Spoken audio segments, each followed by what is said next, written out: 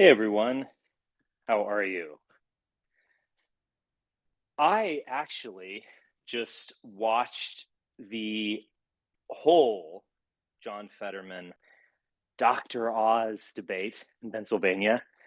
I think this might have been the first out of state debate I've ever watched in my life, but it was interesting. It was definitely a car wreck. And I think we could just talk a little bit about that and then the whole midterm situation. It's a little bit late, so I don't think I'm going to make this a super long one. But yeah, let me get out of the way the most obvious part of this debate. So, after he won the primary, John Fetterman suffered a stroke. And so, obviously, anyone who suffers a medical condition deserves some sympathy. But, if you have an Achilles tear, you're probably not going to be the starting quarterback the next Sunday. And if you develop a drug addiction, you're probably not going to be counted on to run your business on the Monday morning. I mean, the fact is, whatever sympathy you want to show to him, these things do have consequences.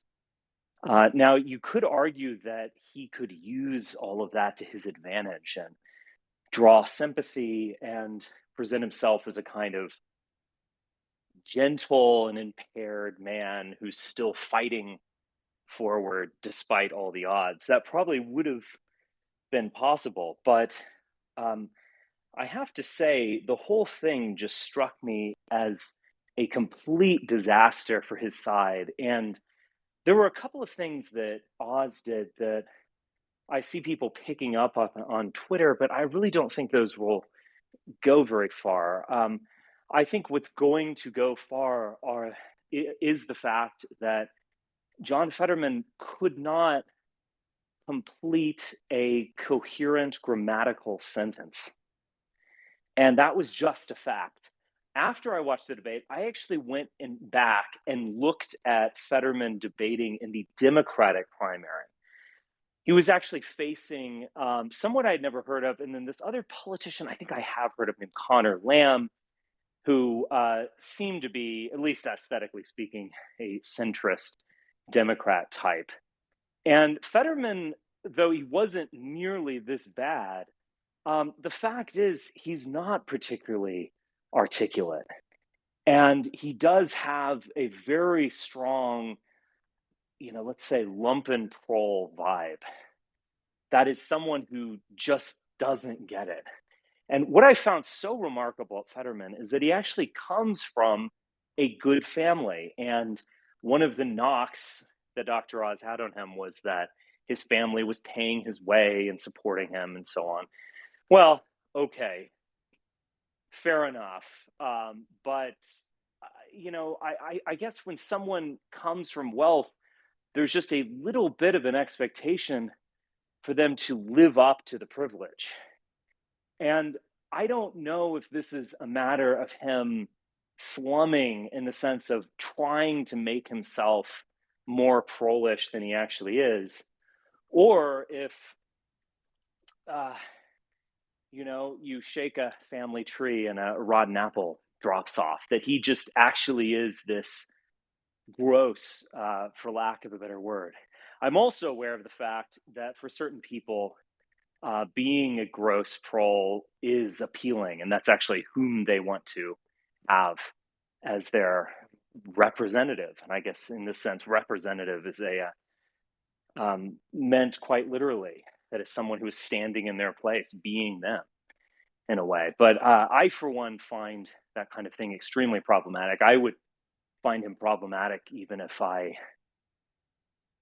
he had not suffered some kind of mental impairment. Now, a lot of people have suffered through strokes, and these might be minor strokes, that is a temporary blockage, but they are fully recovered in a number of weeks.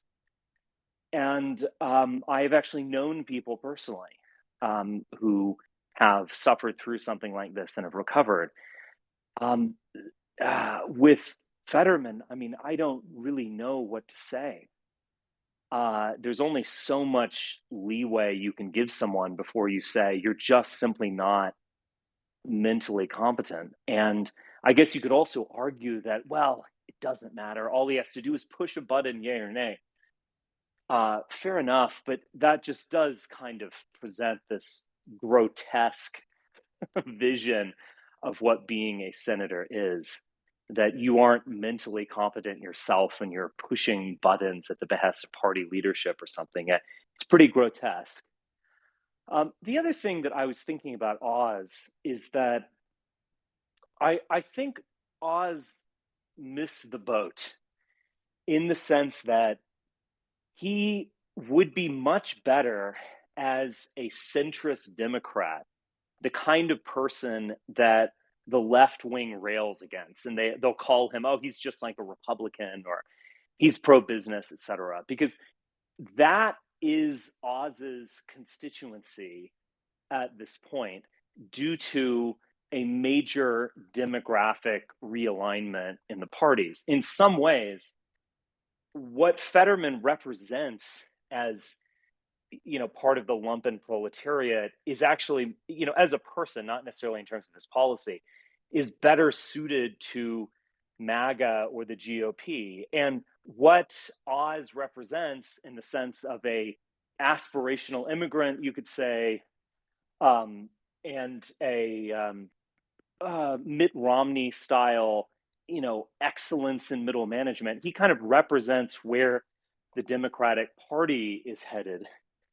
And just to offer some defense of Dr. Oz, I never watch daytime TV, which I don't think should surprise you. So I've only seen a few clips here and there. I have seen some Dr. Oz, takedown videos in which they show him spruiking what amounts to snake oil. And I do find that really offensive. In fact, if you're talking to the American people and they are hanging on your every word, you're becoming a lot like Oprah. You do have some kind of responsibility not to sell them a bill of goods. And I think there was actually a clip from his when he was taken before Congress and they had a hearing on what he was doing, where he said, look, absent good diet and exercise, all of this stuff is useless. I mean, he basically said the truth. But again, that wasn't what he was presenting to the degree that I can understand it on television. So I think he he is a flawed figure, but I think almost a kind of tragic figure. So I've seen a lot of people online. They'll say, "Oh, he's a sociopath," and Dr. Oz, that is. I don't think Fetterman's a sociopath. I don't think there's much going on upstairs, even before the stroke. But he's a kind of high functioning sociopath who's, selling you and tricking you and he's slimy. And I can see that, of course.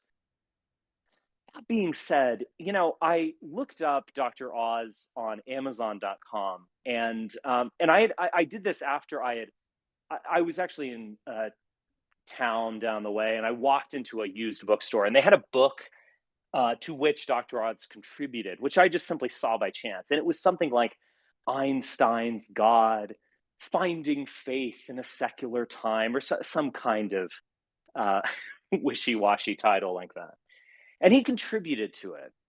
And this was 20 years ago or so. I think it was probably around the time of the new atheism debate and all that kind of stuff.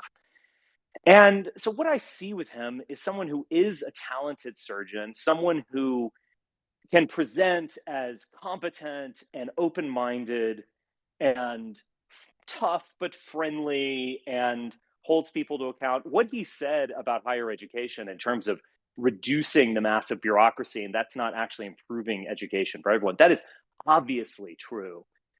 But that's another subject. But what I saw with Oz was someone who could be the kind of person that you would want to represent you, the kind of person you could admire. And he does strike me as a bit of a tragic figure who kind of got lost in all of this snake oil salesmanship to mostly women, I guess, watching his show on daytime TV.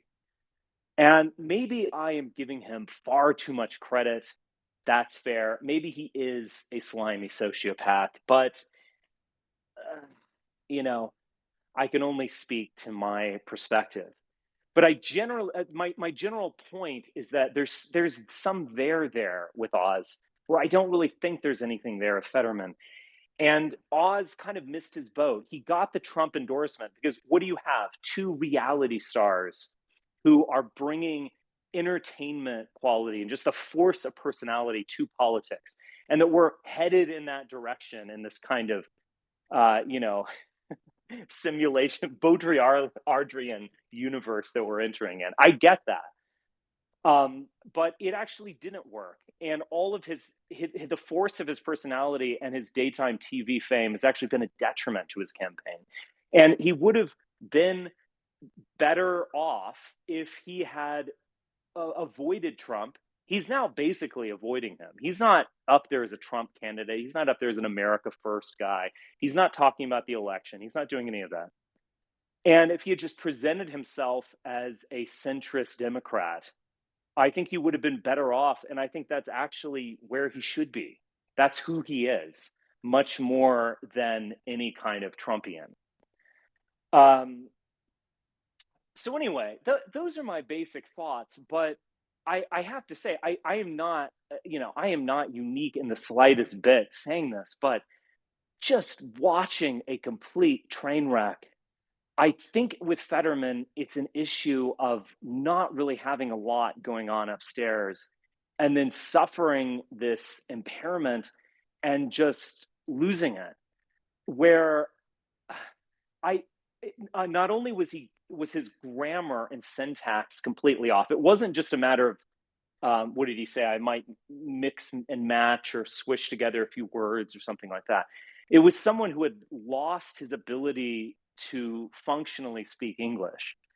And I don't think you could argue that there's some thought behind it all and that we should kind of separate the message from the noise or something like that. All I heard behind it all was just these vague platitudes. And so anyway, he both of these people strike me as kind of fascinating personality types, like stepping outside of politics.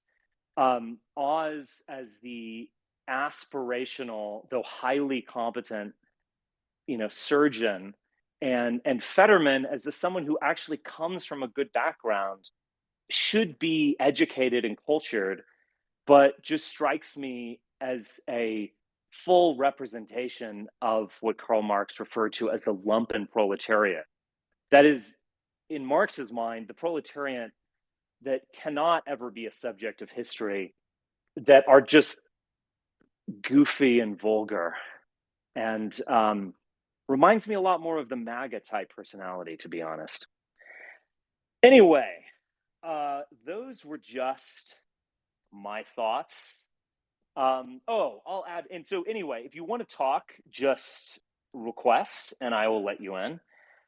One other thing that I did see was being passed around Twitter was that Oz, in answering a question on abortion, he said this decision should be between a woman, a doctor, and local political officials.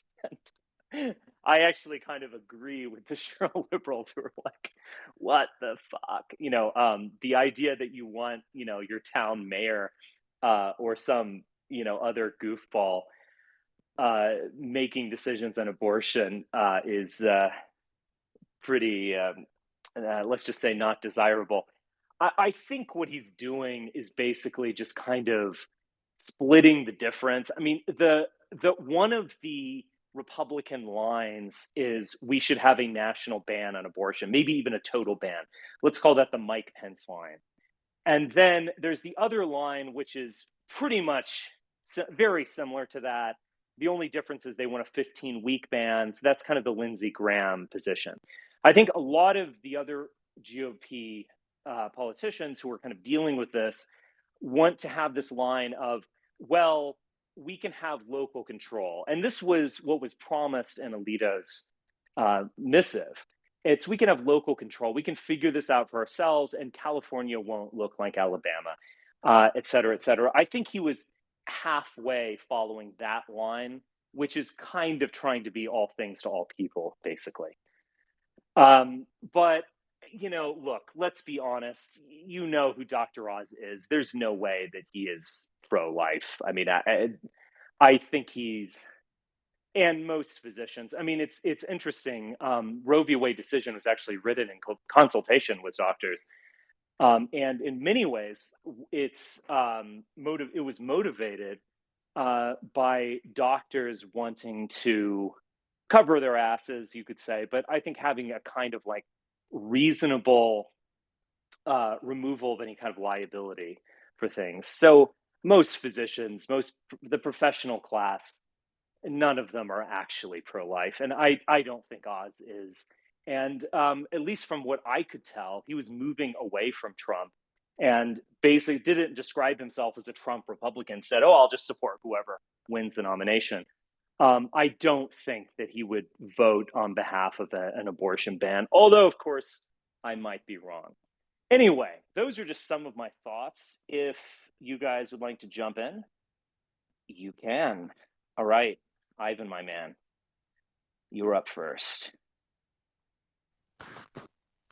Can you hear me? Yes. Okay.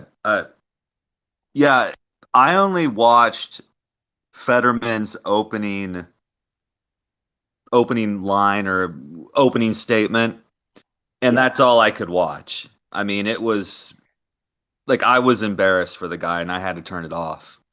Having said Yeah. that, as a working class guy, I'd still probably vote for him over Oz, but I understand your argument where you're coming from. I mean, this guy is kind of it's bad. It's really bad. And he's probably Yeah. not going to accomplish much in the Senate. I mean, he'll just go along with, he'll vote how he's supposed to. He's not going to rock the boat or anything. Um, but as far as these guys, like maybe Oz should have been a centrist Democrat and Fetterman should have been kind of like a MAGA guy. I, I think it all goes back to the abortion thing. You know, I Yeah. mean, because Fetterman is probably pro-choice. He's probably a lot like, me, pro-choice, first trimester Yeah. for any reason. And then after that, it's like kind of too close to a human to abort. And, we kind of feel bad about that. The Yeah. first trimester is Yeah. reasonable. Yeah. But I don't think somebody like that can be a Republican. I don't think there's any room for someone like that with a reasonable position That's probably in the true. Republican Party. They're just nuts. Yeah. I agree. That is probably true. I mean, the people who are like Fetterman in the sense that they're just super goofy and not terribly intelligent. I imagine that the type of person who's in the GOP is a hyper moralizing, self-righteous bastard. I agree. Yeah. The other thing I would say, I maybe you could say that I'm like falling back into republicanism or something. Um, as I've said, and I think you were even here when I was having this conversation. I mean, Oz, and this is why I think someone like Oz. Maybe I'm just fooled by the whole facade, but I feel like someone like Oz is someone you could have a deep conversation with. And I use that anecdote about this kind of like paperback book I saw in a used bookstore.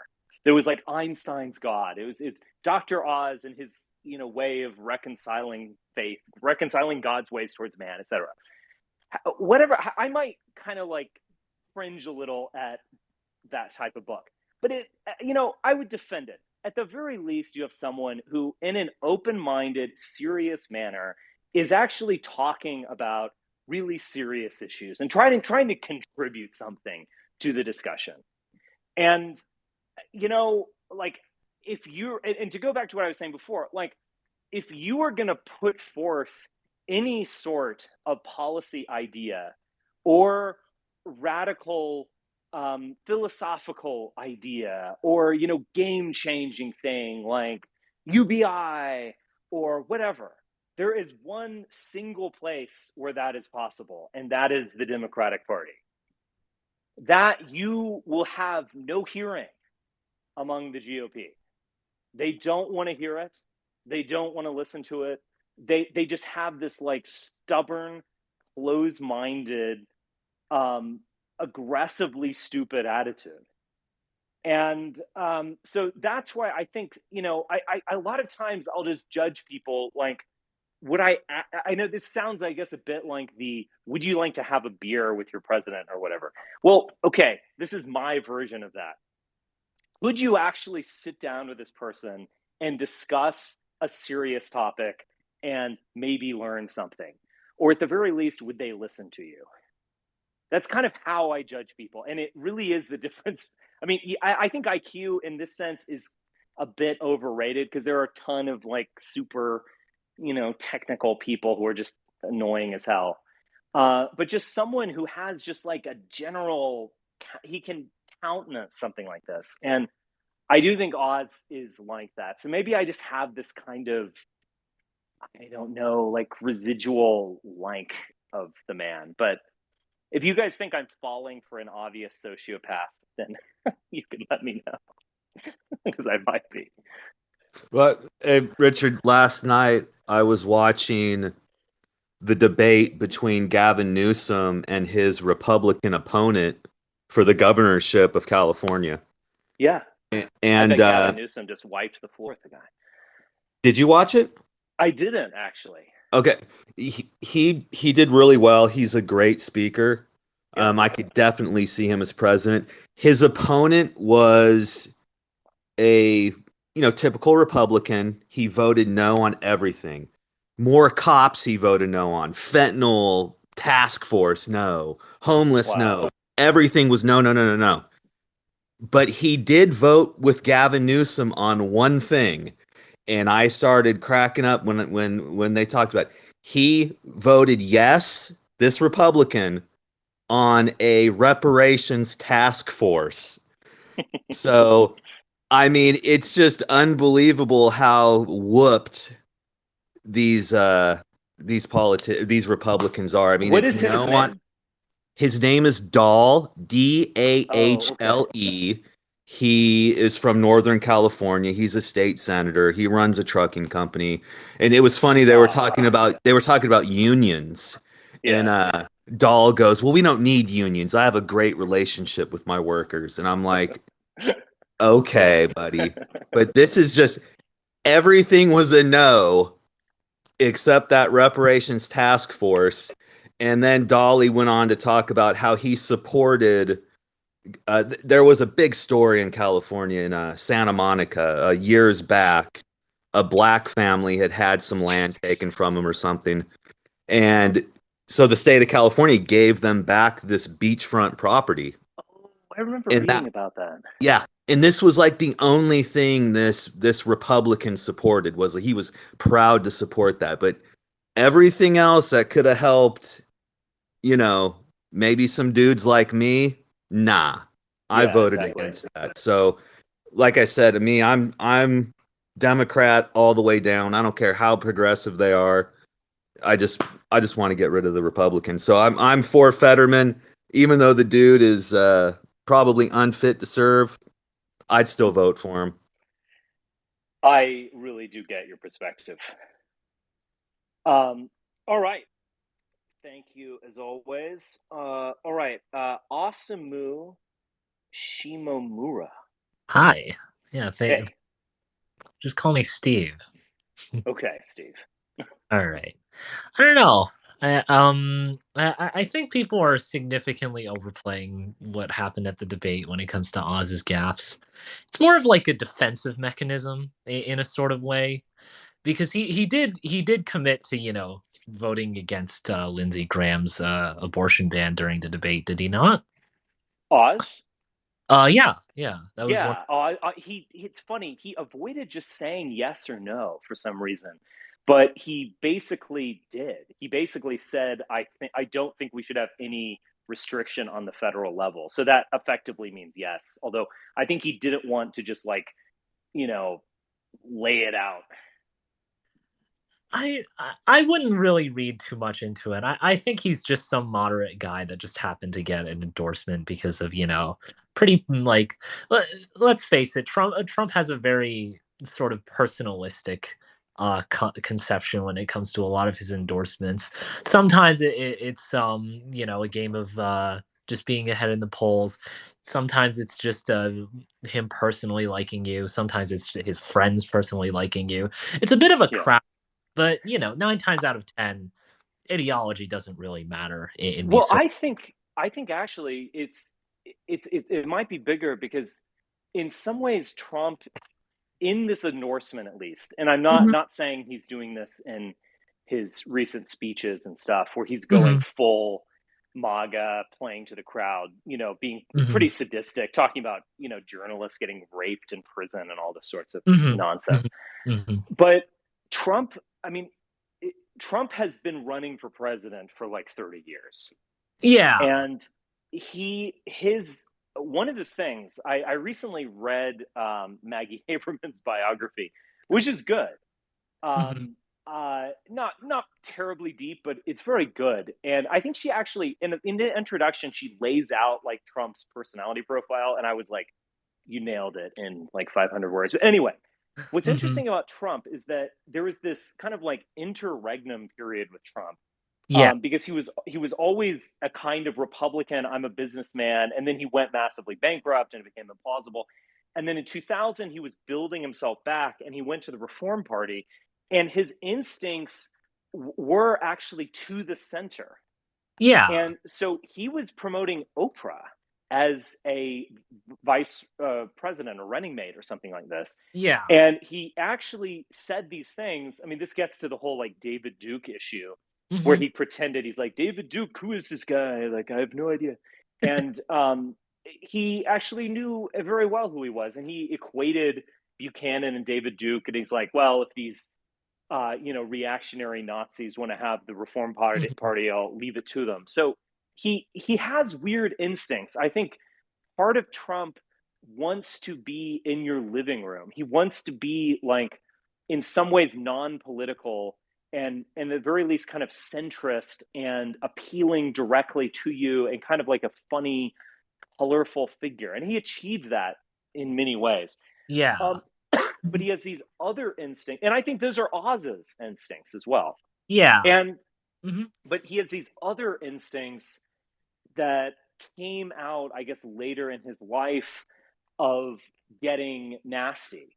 Mhm. And with like the Obama thing, with the birth certificate stuff. But even then, so even when he did the birth certificate stuff, when he first spoke at CPAC and effectively launched his campaign, he was sponsored by Go Proud, which is the gay Republican organization. Yeah. Insert joke here. Uh, How do you tell the difference? The question you might ask is, what separates them from other Republicans? Okay, I'll stop. Uh, mhm. but uh, so his instincts, and that was also at the behest of Roger Stone, who's gone Mhm. off now into like QAnon Christianity and stuff. So Mhm. he has like there's kind of like two Trumps, and I think Mehmet Oz expressed that like 80s and 90s Trump instinct. And Mhm. even in Trump's bio, A Country We Deserve, in which he basically talked about like socialized medicine. And Mhm.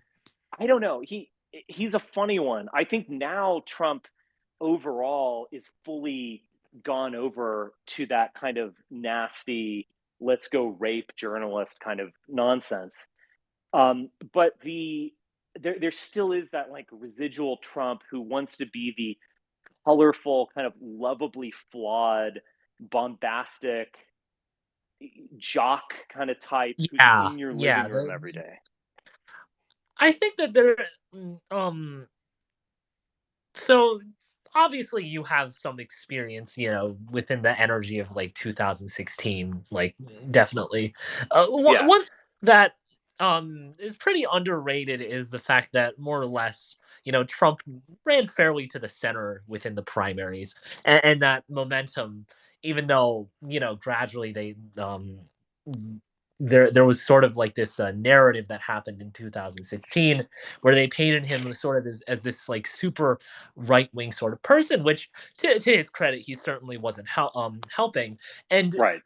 I think it really consolidated, not necessarily by 2016 with his victory, but I think with like 2018, sort of consecrating the like drawing the line in the sand between like like very conservative Republicans, very centrist center left Democrats, and that sort of like cementing the alliance that Trump more or less made with McConnell and other Republicans. But to that point, I don't really think that there is this like distinction between like Trump as this like centrist, TV star, attention seeking person in the 90s and the 2000s. I don't think that there is really that much of a difference between that and like how he was in 2016 when he ran for president. Right. The I would add that. Oh, sorry. Do you want to finish your point? Because I kind of have I have a rejoinder to that. Yeah, go ahead, go ahead. Okay. I think that there was a major shift in Mhm. the summer of 2016 Yeah, when he brought over the religious right. yeah, And I think actually that's kind of where you can locate it because in you could argue this. I mean, look, in 2016, everything was a potential. Nothing was real with Trump. He had never held office. What Mhm. he has statements this way and that way, but whatever.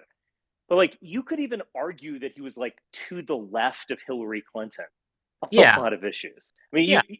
you could argue that. Maybe that's not right, but He was um, definitely to the left of Hillary Clinton on trade, like on the right. image. Mhm.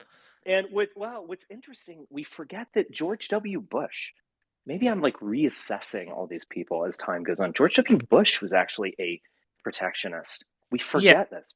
yeah. Anyway, so there's the left and right can kind of be skewed. He was talking about socialized medicine. He basically said we're not going to let people die in the streets. And remember, Ivanka talked about like what was it, like 3 months of parental leave or something like this. I mean, there was some kind of remarkable like blending going on, and even in Mhm. 2017, there was this. It didn't go anywhere, but there was kind of this like hint that he was going to work with Chuck and Nancy and things like that. Now, Yeah. Yeah. what Mhm. he did was in I think it was like June of 2016, he did this interview with Chris Matthews where they talked about abortion, Mhm. and he basically said I mean, I almost admire Trump for just being honest. He was like, well, yeah, you got to punish, and it's like, well, you have to punish the woman. I guess that's logically coherent, and yeah, we don't want to, but yeah, we'll have to hang them or something. He didn't say that exactly, but he he like went with the logic of banning abortion, which is if you consider this murder, you have to punish the woman to some Yeah. degree. Yeah. And he went to this Liberty University and he was like, I know you don't like me very much, but you're going to vote for me. You know you're going to because of the judges. The judges are great. And he got to them. He realized that he had to get the base. All of those people were on board with Ted Cruz until then. Mhm. And those are the people that stuck with him, Mhm. you know? They Yeah. are ride or die. Go ahead. Yeah. I think to some extent it's not necessarily ideological. Although there was definitely like an ideological sort of syncretism, like interfaith dialogue, if you will. But Yeah. what defined Trump and what defined like the religious right and what defined, the mythologized or what made like the so-called mythologized, Sanders Trump voter, which eventually in terms of hindsight turned out to be the double Obama then Trump voter, Right. was this sense of like vindictiveness. Like there was like this Yeah. I've been screwed. I want mine back. Right. Understanding of like total, you know, hatred of what exists, and they'd be willing to like screw everyone over. And what the religious right, I suppose, saw in that was like, have you read Nate Hockman's piece on the New York Times Sunday Special about like the de-religionization of the American state. It's a pretty fascinating read. Interesting. No. Yeah, and like Nate Hockman, fairly populist person, but I quite like it for the fact that it pretty clearly explains the consequences of secularization in the American religious dialogue, and that is that there is this like growing number, although definitionally smaller number, but like in terms of growing radicalism, very, very vindictive sort of people that are, starting to realize that the discourse that they think that A, they were right, but also B, that the discourse is slowly shifting them away from irrelevancy. Therefore, they need this massive like stroke of power. Therefore, they see Trump, even though he is intrinsically far more secular, far more, Oh capturing of yeah, he's paid for more abortions than you know yeah, we can we would like to imagine. Sure. yeah, exactly. Exactly. And like and the reason why they align was just sort of out of this like vindictive hatred. Although I Mm. would agree that there was some sort of agreement within the two that more or less melded itself into a almost cohesive ideology. Yeah, well, this reminds me. I'll go read this piece. This reminds me of Robert Jones's uh, "The Decline of White Christian America," Mhm, which he published, I think, in 2016 or 2015, and he was noticing this like really strong trend, which is that mainline Protestant America was becoming marginalized, and that I think something that we would all agree with, which is that we've never really had a separation of church and state. You yeah, know, yeah, like like we that's in the First Amendment. Okay, I get mhm, it, but even then, it was like honored in the breach, basically, in the yeah, sense that like what was it? The Congregationalist Church was the state church of Massachusetts, effectively. I mean, mhm, um, but beyond that, like there was a ultimately a kind of like mainline Protestant religiosity that people injected into the government.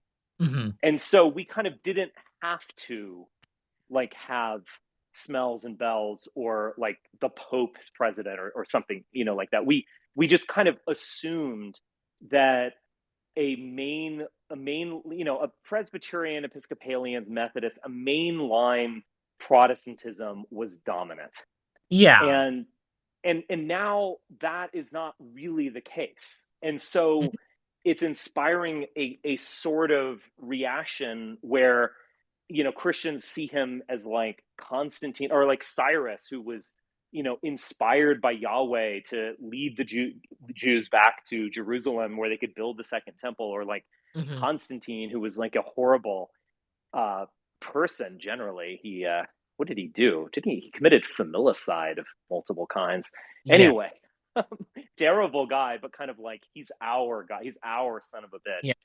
And yeah, uh, and so it's this like last ditch effort to bring that back with a vengeance. So whereas like in the 20th century there was an unspoken mainline Protestantism imbued mhm, in the government, mhm. now that's no longer the case, and so you've got to bring a sledgehammer. Yep. Yeah, exactly. And I don't think that like I think that the sort of deceit here is that like you wouldn't really truly recognize this like sort of front forward. It has to be almost like inversely deduced, I suppose, in the Mm-hmm. way like you can only sort of like reason it teleologically by looking at past examples of history, which if you were living in those periods of history, you would never have assumed that this is what would happen, like with Mussolini or Hitler or any of the other various fascist powers that more or less took this extremely modernistic ideology and sort of melded it with like conservatism. Yeah. And in the same way, you couldn't exactly reason it like front forward with Trump. And there is this like sort of odd deceit of history here, and to sort of tie it back to the original discussion with like Fetterman and Oz, eh, about like 3 months ago, like there was this almost like underlying like anxiety amongst Senate Republicans that like Oz was bound to be defeated. He was trailing Fetterman by 20 points. There was this significant fear that he might be able to pick off rural voters, white working class, or like basically set back the Republican coalition for the next 20 to 40 years, just simply from how much of a terrible like sort of groomed pick that Trump made, especially after such a contentious primary against Dave McCormick. But it seems like only like through these weird acts of God and just like slowly but surely like getting his footing back that he really should not have done with the stroke, the debate, his whole pivot towards crime, which is in and of itself a completely Yeah. nationwide phenomenon. It feels almost as though like this is like we're witnessing almost like the movement of history within this one person that we really should not, that like even if he had the individual agency and the cunning, it was not necessarily all his doing, sort of like a Napoleonic Yeah. figure. Like yeah, I like this is I'll add one thing and then I can like you can sort of riff on it, but the fact that like he managed to put like such a massive push on what should be fairly non-controversial, a refusal to debate that's like happened for the past 60 years with Nixon refusing to debate Humphrey. But the fact that he was able to push on him until like this happened, and then the fact that like this delay was in one of the most like prime time areas of television in like I think it was between two major college football games, so naturally there would be as more eyeballs on it than ever. And the Mhm. fact that over time this gained nationwide steam and attention, like it feels almost like decisive, like this was like his Austerlitz or something, like this was like the culmination of all of his triumphs, that like he would be able to finally corner Fetterman at like this major like turning point for his campaign. It's Yeah. almost you know I find it in like the sim like as you were saying, in a similar vein as how Trump managed to turn what was originally like this like almost clown act against Clinton into something that was actually fairly serious. Yeah. Well, yeah, I mean, I'll riff on this a bit. I mean, I wrote this essay and I actually gave a speech in 2016 where I said Trump is the Napoleon of the current year. And what I meant by that is that, you know, paleo-conservative types or these people, they want some, I don't know, pastor who's written a dozen thoughtful books, Mhm. or some statesman to come out of the woodwork and basically say like we've got to retrieve the old America and bring it back or so on. And I was saying like that's ultimately naive. Like the only way out is through. The Yeah. only way out of this is that you have a literal reality show TV star and wrestling competitor with who's had a million affairs, covered in the New York Post. Like he in a way is the only one who can kind of transform this moment. And to go back a little bit, what you said about fascism, I mean, there's no question that fascism was born out of a modernist ideology. I mean, it was born out of like Italian futurism Yeah. and so on. And it kind of made its peace with conservatives. And you could say, I do think that I agree with Robert Paxton. I mean, I think that fascism is one phenomenon. I don't think there's a distinction really. I mean, there obviously are differences, but not a real distinction between national German National Socialism and Italian fascism. But both of them have had this modernist, atheistic, even kind of Nietzschean verve to them, and they were able to kind of make their peace. And I think with Trump, it was like he had this reality show like clown act quality, which now I don't find funny at all, but at the Mhm. time I just found like unbelievably hilarious.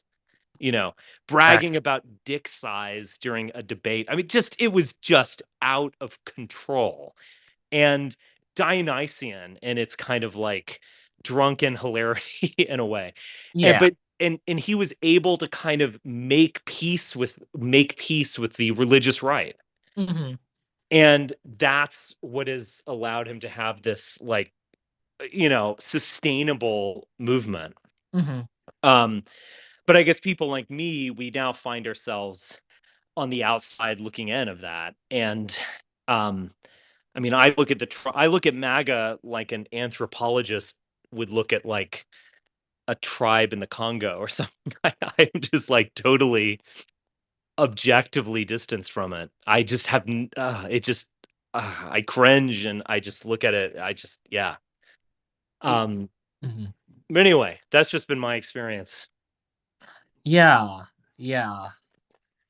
I- It's sort of fascinating. Like, I kind of want to get into the head. Like, I kind of want to get into the head of like the people that are sort of like leading it. Like, um, Peter Thiel, right? Like, to some extent, sometimes like hearing him speak at like all these different events, like these podcasts, these speeches, like all these other places, like you have to wonder, like, does he really believe? Like, what is his like thinking underneath all of that? And like, it's sort of hard to decipher, and I think this is sort of a categorical perspective for every major contributor to this. Like, what is the sort of end game here? Like, how many people actually are true believers? And like going at that, what is really the true belief, right? Yes. And this is something. I think Mm, they are it- desperately afraid of not having one of them in charge. And this is where the election itself means so much to them.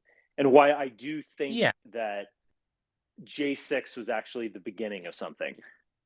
I don't think it's the yeah, end. I think they're gonna do shit like this, like going forward, or shit like that, rather, yeah, going forward. yeah, It's just that kind of, I mean, I think it goes back to what we were saying before, where so much there was a white Protestant, mainline Protestant Christianity that was just assumed in the government. You didn't, you could say God bless America, God bless the troops.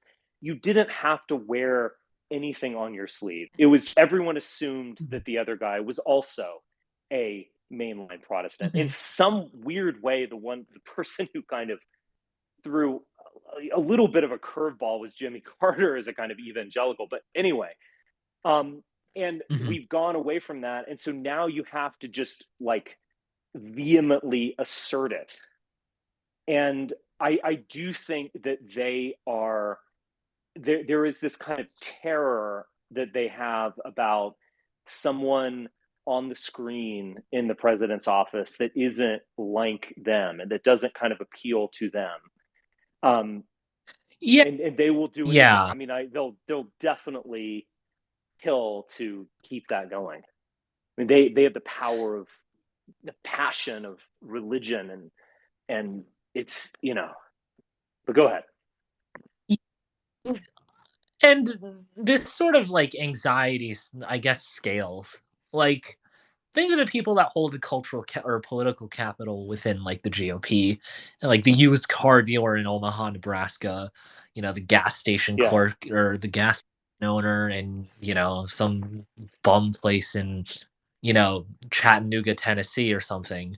You know, they're not necessarily foaming at the mouth at this, but they sort of represent the same thing as like Richard Nixon, who I think like is I suppose the most the highest symbol of what you would consider like that sort of like presumed presumed assumption of Christianity, so to hmm, this guy who ruled like had the whole world at his palms, who seemed like this very secular person who governed very a-religiously, but there was a deep, almost childhood embedded sense of like Calvinistic doom that was yeah. in there, that like Quaker. He had a Quaker yeah, background. yeah. Yeah.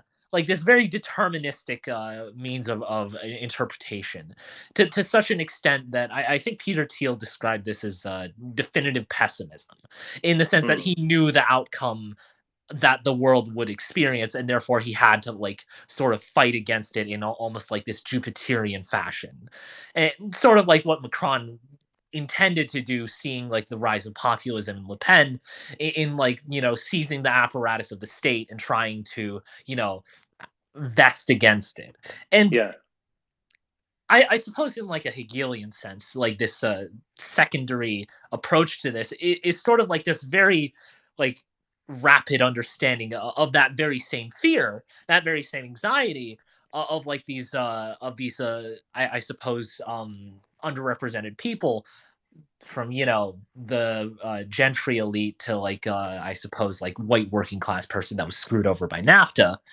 You know, um, these handful of people who, excuse me, you know, have that sort of like anxiety against Brandon, so to speak, that has more or less manifested in these almost like world historical events.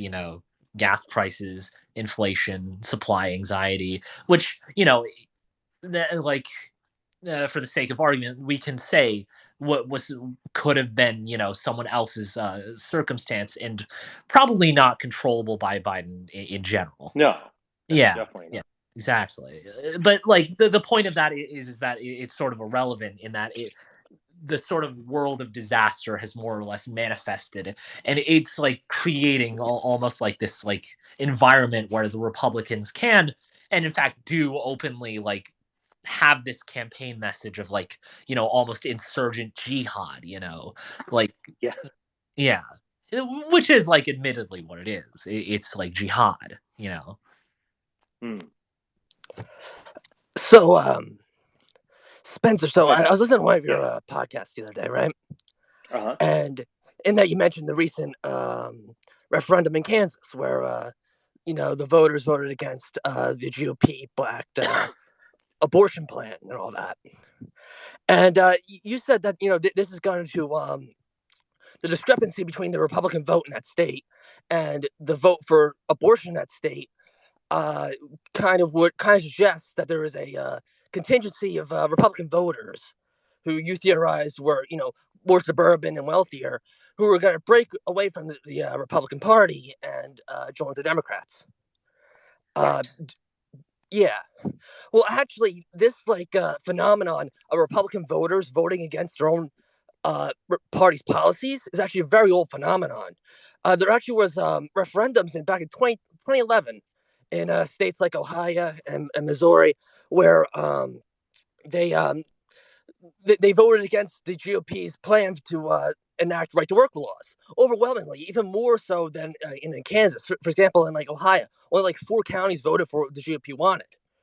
And Mm. the same happened in 2020 with cannabis in Mississippi, where they actually voted in favor of decriminalizing marijuana and legalizing medical marijuana.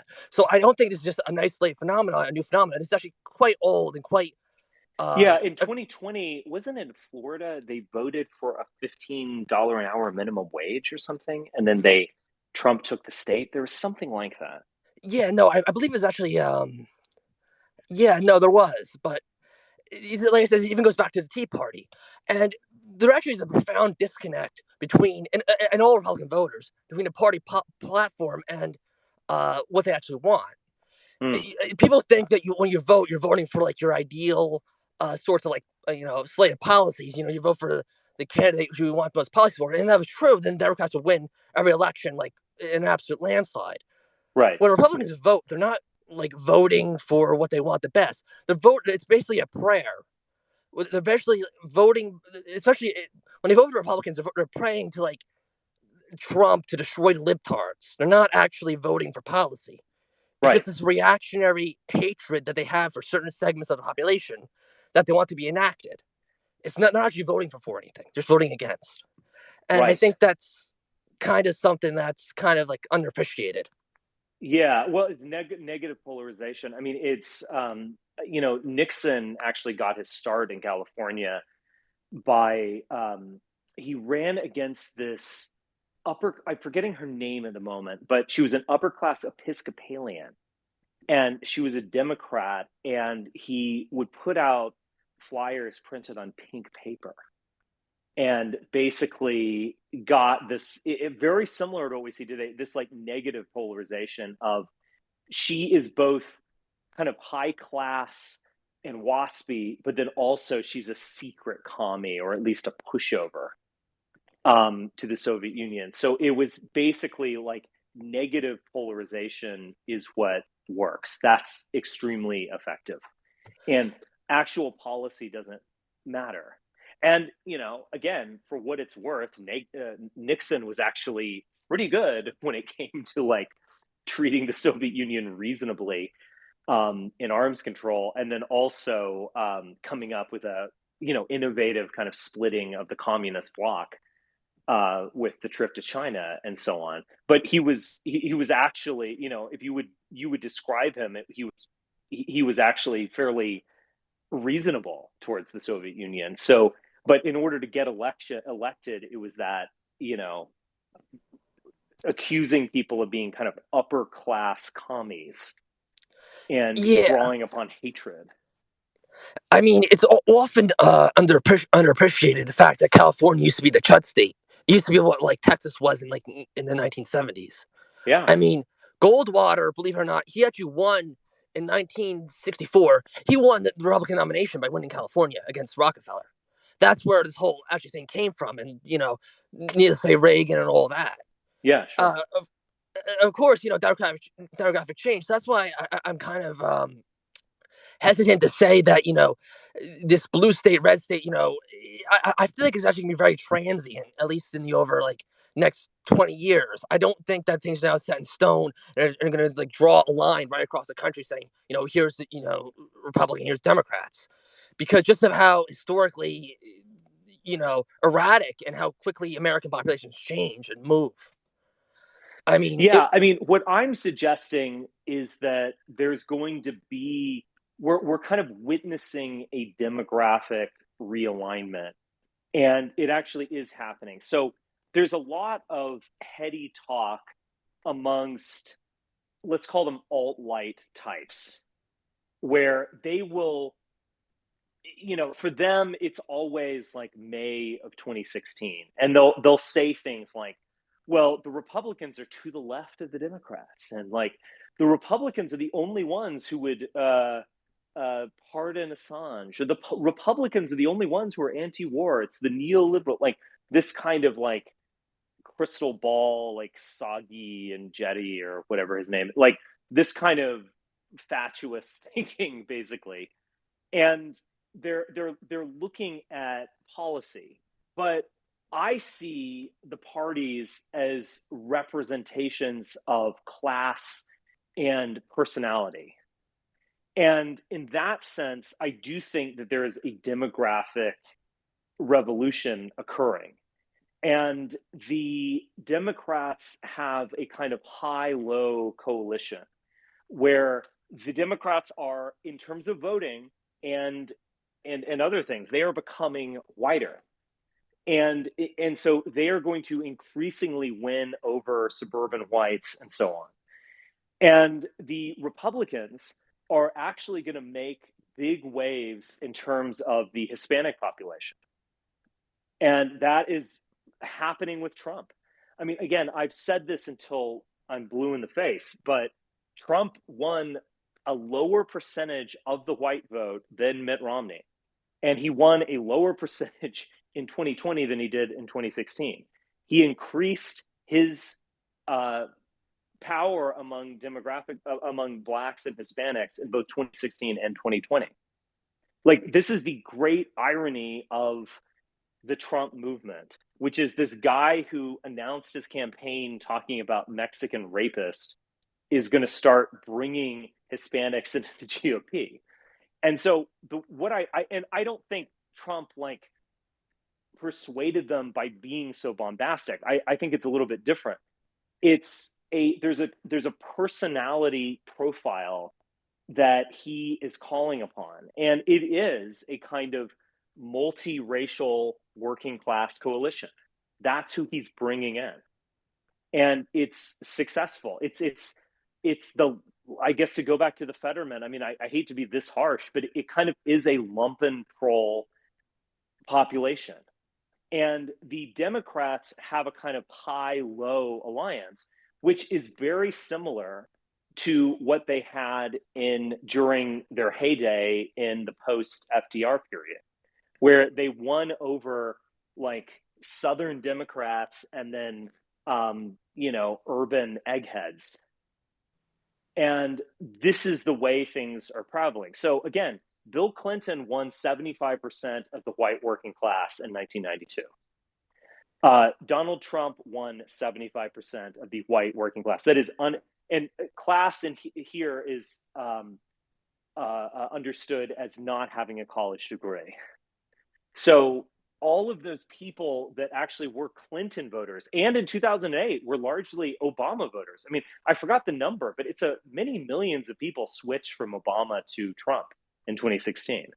Ashley Babbitt, the one death that on the side of the Trump people in J6, she was an Obama voter, and she is basically a perfect representation of the kind of like former Obama voter who gets Q-tarded up and eventually gets shot trying to overthrow the government. I mean, it's just incredible when you think about it. But that's kind of where we're going, where the GOP is going to be this middle kind of population. And so it's going to be increasingly diverse as the United States becomes diverse. So all of these thoughts of like Trump being the white nationalist candidate or whatever, or Trump being for whatever we thought about him, I think all of that is fading. And what it is a kind of largely white, of course, but also kind of, Latinx or whatever, Hispanic, and population and black men. And then the Democrats being upper crust whites and then still a lot of African Americans and more of a kind of underclass vote. So it's a high-low versus the middle. And in that type of scenario, the high-low will eventually win. It's a pincer movement on the middle. Can I say something? Real Sure. quick. Have you looked at the demographic statistics on this? Yes. Yeah. No, it's a bit baffling to me how there's like this whole generation, like whenever like anyone really argues about like demographics in terms of like the long run, there is this sort of like argument that eventually like the Democrats will win, and at like you had this with like the maturing of the millennial vote. You had this with like the maturing of the Gen X vote, or sorry, excuse me, that's my later point. Yeah, this like with the gradual like demographic change of like Hispanics, yeah, so on and so forth. Right. But honestly, like in terms of like this sort of demographics as destiny argument, it still remains sort of like this 50-50 in the sense that I think if you look at this statistics, something like the Generation X is like about to be like one of the most conservative generations in, even compared to like the baby boomers or like the silent generation, which is Yeah. something to behold, because like this is more or less like a ticking time bomb of like thousands upon thousands of Ashley Babbitts, where they're sort of like despondent, like abandoned by like larger society, like pseudo like criminality, the sort of people that eventually get shot by like the Capitol Police, or it just end up in very like odd circumstances, Yes. particularly because of their own personal downfall, or like whether that be like nature or nurture, I suppose is your pick your poison, I suppose, right? Yeah. Yeah. I mean, Ashley Babbitt was also involved in a throuple relationship. She was also a veteran. I mean, all the contradictions just keep Yeah. accumulating. And then she was also an Obama voter and then a Q supporter. I mean, she quoted Q's last drop. Those were her last words on camera. It's just it's almost like reality is stranger than fiction, or more poetic than fiction. Or like Marjorie And, Taylor Greene, who, yeah, this like major Christian conservative nationalist, is a pretty serial adulterer, correct? right. Yeah, I mean that, but that's, I mean, I'm not terribly surprised by that, um, but yeah, I think with Ashley Babbitt, there was a certain kind of weird poetic irony going on that was, yeah, remarkable. But I agree with you. Like, there's, remember the Judas and Texera book, the Emerging Democratic Majority, was a little bit different than people remember. So they were basically arguing that, I actually have this book in front of me. They were arguing that like a kind of centrism was going to be triumphant. So the Perot voter was paradigmatic. The person who was fiscally liberal and socially conservative, Right. and that was going to actually dump. So it wasn't a pure. I think it's remembered as a kind of like the minorities will save us and the Democrats will never be able to change by 2050 or something. But it wasn't quite like that. And I also have this book by Brown is the New White by Steve. I can't remember. I don't have the book in front of me. He makes a fairly compelling argument that like uh, Hillary Clinton would have won in 2016 if blacks had voted at the same level that they had voted in 2012. And that it was this, they were demoralized basically by the Clinton campaign. This is something that was underappreciated. And because Clinton chose Kane as her running mate, so you have this boring middle-aged white guy, and then Hillary Clinton. And remember, Hillary Mhm. Clinton is also someone who we should like revise our understanding of. So in 2008, I can't remember the exact quote, so I'm paraphrasing, but she basically said vis-a-vis Obama, she was like, "This guy gives some great speeches, but there's other people need to kind of get the job done." And Obama has his fans, of course, but like the people who support me are the hardworking white Americans. I mean, Yeah. she basically just said it, Yeah, and you like can't make this shit up, right? Like, yeah, and so she was like Trump before Trump again, all these kind of weird ways. And so all the Democrats, like, if you look at things from the paradigm of like Republican voters, they see these like demonic anti-white like freaks basically, mhm, mhm, and that's what you see if you're watching Tucker Carlson or whatever. But if mhm. you look at things from the perspective of the Democrats, they, even though they might take a knee with Colin Kaepernick or BLM or what they might, yeah, of course they do this, but like they're terrified of offending middle America. Yeah. And Nancy Pelosi, Chuck Schumer types, Hillary Clinton, they are just basically like, we need to win over the white people, and they take blacks for granted. I actually agree with this argument that 75,000 votes determined the presidency in 2016, and if blacks had been enthused in the way that they were with Obama, Hillary would have won. I think that's probably true. I also think it's true that Hillary chose Kane as this like ultimate safe choice. It's funny how Kane has just been forgotten. Like, this guy was a vice Yeah. presidential candidate. He's just disappeared. Yeah. Um, And he was like the sort of representative of like the Obama experiment of like, turning this traditionally Republican, southern but suburban type of state from like this very Republican basis into that was like, derided as Jesus land into like, yeah, very solidly democratic territory. But I think in what you were saying with like the Perot voter, I think that the in terms of paradigms, there's no one sort of more paradigmatic than the black voter themselves, because it's sort of odd. In my friend's home state, New York with a Hochul, there was a sort of fear that Cuomo would eventually, run again as like this sort of centrist independent, or try and primary Hochul and eventually win. and the problem with this wasn't that like he would be able to win like these like center white working class people or like the suburbanites that quite sympathized with him in 2018, but it was black voters. Like Hochul really could not win it with like black voters in the same way that Cuomo could. And Huh. if you look at the demographic statistics when it comes to black voters, they actually like have a lot of these sort of contradictory views. They're very, centrist, despite the fact that, they were won over by a traditionally center left liberal. Like if you look at the percentages in the 90s, the vast majority of black households actually supported furthering of drug laws. They supported the 1994 crime bill, even though the one of the major like things in polling is like you cannot like ask a question that would lead to a different result, consequent result in the next question.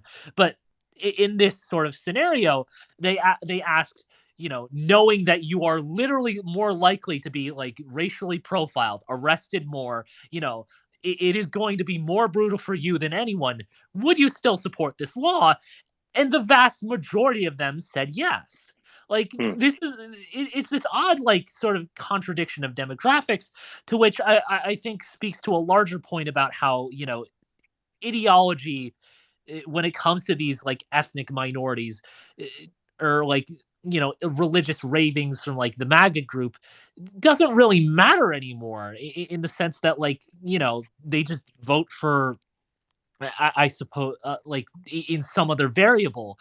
um I think sincerely in like picking someone like who would represent the black campus, the black vote, in terms of being an Obama figure, but also in terms of being generally someone like a good governance liberal, I suppose, like Andy Kim, Gavin Newsom. You can pick the lot.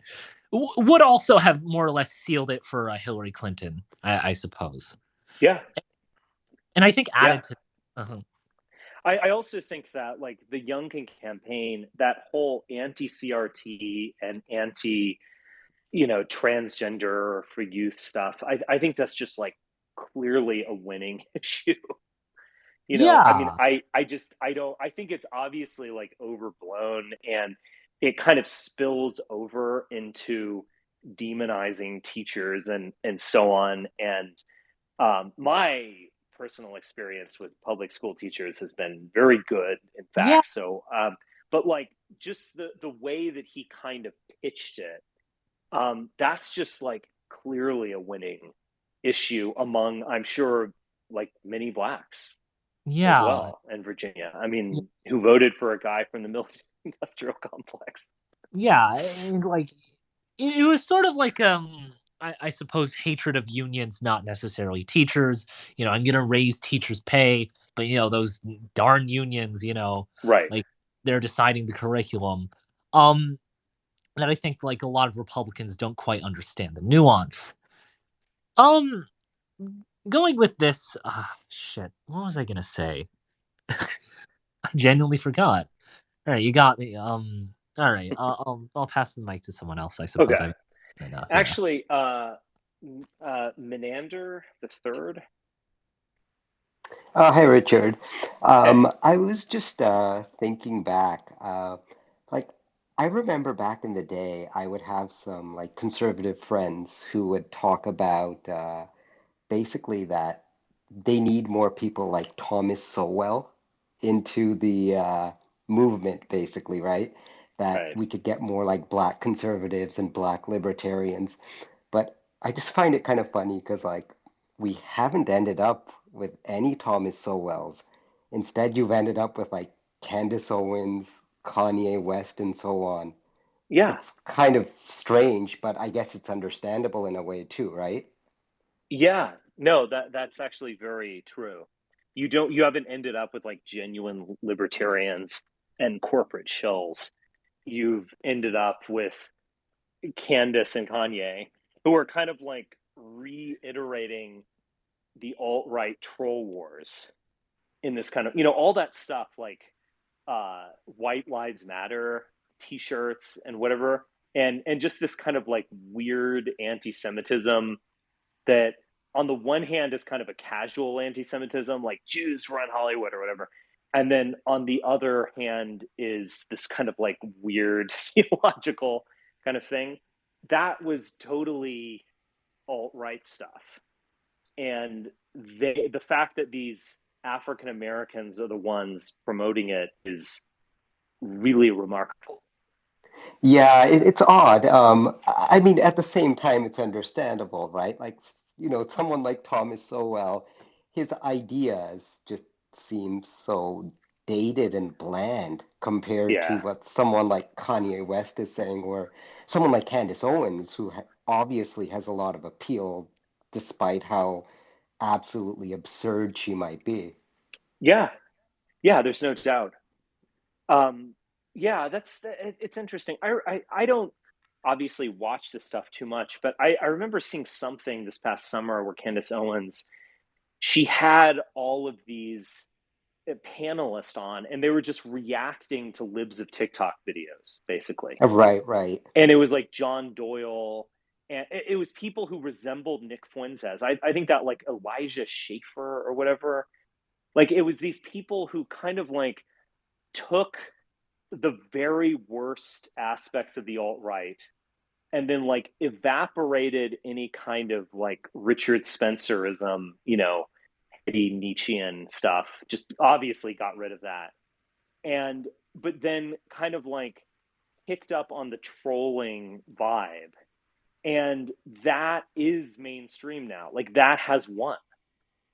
Even to the point where like Kanye is doing it. I mean, it's just crazy. Yeah, and Um, it is funny though, because I'm not sure if like the conservative movement in general, whatever that is, or like the Republicans, the MAGA whole thing, they're not really sure how to respond to it. So it's almost like they're not responding to it at right. all. I mean, some of them have kind of pushed back, but even like Ben Shapiro, like these people, they're not really sure what to say.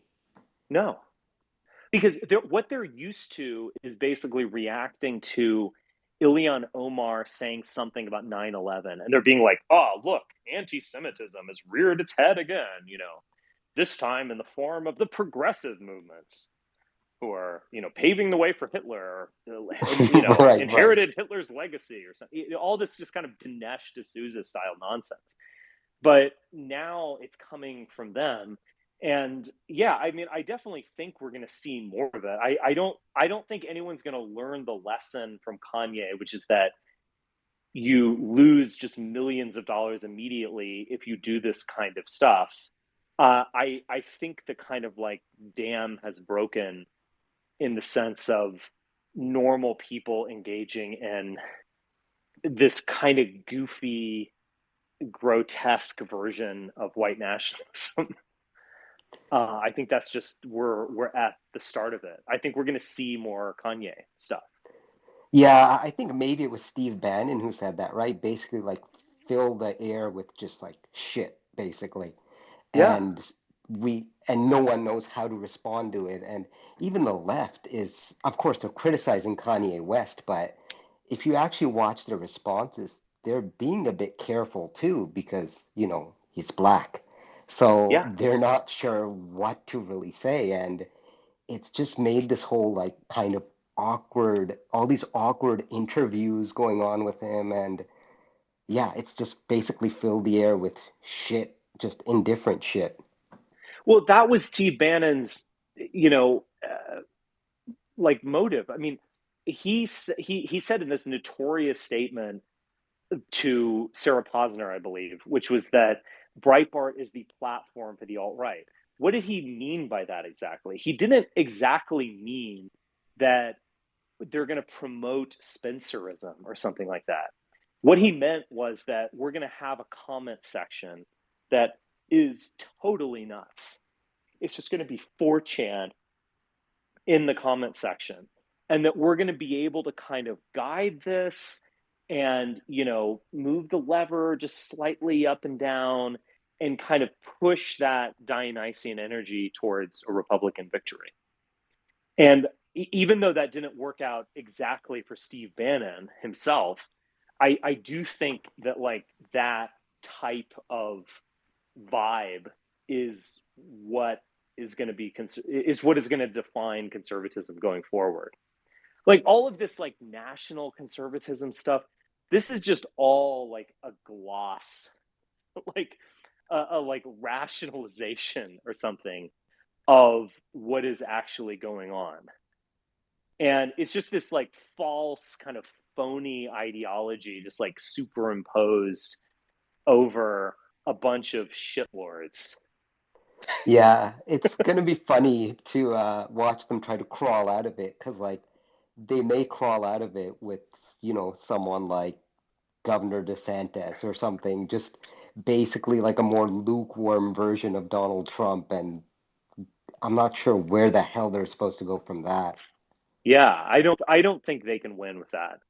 I just think DeSantis just doesn't, to go back to something I said like an hour ago. I mean, Trump was the Napoleon of the current year, as I said, in the sense that he was like a reality show star who took that type of personality and like simulation of politics to politics. And DeSantis just can't do that. I mean, he just does not have the it factor. That just like Yeah, you can't take your eyes off this train wreck, basically. yeah, And so I think it's a big loser. yeah. Um, Donald Trump was just different. It's just that was just really different. I don't know how they're gonna mimic that again. I mean, they're trying, but as we're seeing, it's just absurd and it's laughable, and yeah. it's gonna accomplish nothing in the end. Well, it might be Kanye or something. Could be, yeah, or Tulsi Gabbard. Yeah, I think Tulsi. I think she's probably angling for a kind of running mate to Trump or something. That would be Yeah, interesting. I could see that. Well, But anyway, she thank doesn't you. have quite. Oh yeah, yeah. Go ahead. She doesn't quite have it as well. I don't think. Um, I used to kind of like Tulsi. I now I don't know. It's like maybe I should put this in my profile. Like Hillary was right about everything. We just didn't listen. I don't think it's exaggerated to suggest that she's an actual agent of Russia. That is okay. Cubby Mom. Hi, I just kind of tuned in because I saw the headline of the Fetterman Oz debate. I was interested in some reactions, but I came in kind of you talking about black conservatives. I don't know. First of all, Kanye is just Kanye. I don't know that conservatives actually think he represents them. Um, he gets a lot of coverage, but he certainly, I would not call him leader of the movement. Candace Owens a little different. I mean, she's, doesn't come from the entertainment world. But again, haven't you guys, know how many black conservatives are running for office? Or Jason Whitlock, you ever listen to him?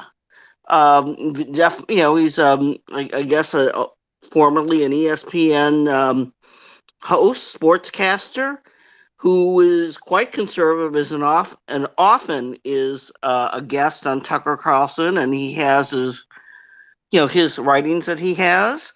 And then just kind of talking about sort of who succeeds Donald Trump, and you don't even mention Carrie Lake, who's truly an impressive individual.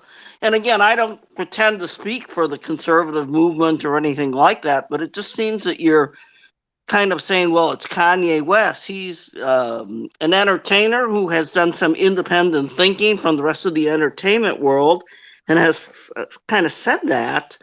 But I don't know that anybody, or even himself, would consider himself a leader of the movement. So I guess I'm just saying, Well, no one considered Trump a leader of the movement until he just wrestled away and took it. I mean, and all these people. I mean, Carrie Lake. I mean, I agree that with you. To be fair, that she does have presence, and she was a newscaster, Mhm. I guess. So you have to have a certain charisma to succeed in that business. There's an entertainment quality to it. But, she's just coming in the wake of Trump. I mean, she's just drafting on Yeah. election denial stuff. Well, I don't You know. know. You ought to listen to the way she handles questions, and she doesn't back down. Not just on that. Yeah, but that's Trump stuff, like making fun of CNN or something. I Well, mean, she doesn't. that's She just doesn't. kind of easy. That's not what she does, and I think you need to watch her. I just watched her substitute for the What is debate. her political program? I'm not an Arizonan, so I can't tell you, but I'll just give you an example today of what's. Well, she says what it is. She wants the border sealed. She's concerned about fentanyl. She's got some of the issues, but I'll give you an example. She was asked a question about if they attempt to seal off the border, what if? And she's governor. What if the NFL won't starts boycotting Arizona? And she says, "I don't work for the NFL. I don't work for the billionaires who own these people. I'm concerned about the kids dying of fentanyl, and if the NFL billionaires." Don't care about the kids, want to boycott Arizona because we're trying to stop the flow of fentanyl across the border. Well, then that's on them. She says, I don't work for them. And I thought that was an answer and a very good answer. And yeah, she's not cowering um, in the face of NFL billionaires. In other words, she comes off like a person who can't be owned. So I would just listen to her a little more, and I would not. I think it would be very shallow to say that she's coming off Trump. And in terms of Trump being a leader, Trump actually, first of all, he's been in the public eye his whole life. His name recognition was off the charts. He's been around Yeah. forever. And the other thing is he has been was interviewed. I'm not saying he wanted to particularly run for office, but he'd been interviewed as early as 1988 on Oprah and Larry King, and with pretty much the same platform he ran on.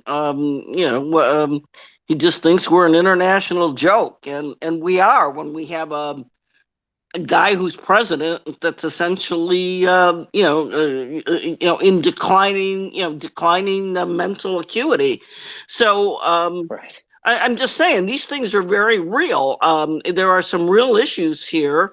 And I don't know if you're talking about black conservatives and you're talking about basically Kanye West, who's an entertainer. As far as I'm concerned, he's the same as Rob Reiner speaking out. He says has a point of view, has some stuff, but I wouldn't put either of them as leaders of movements who are going to run for office. I don't even know if Candace Owens will ever run for office. I would think if she wanted to, she'd have done it by now because she's been around a while. But but people who are serious, have been, are viewed as serious, been in the public eye for quite a while, and maybe eventually could run for office. So with that, I thank you for letting me speak. I found your comments interesting. But there's a lot of black conservatives running for office right now. Okay. Running for Congress. I don't live in Michigan, but I went up there to work for one.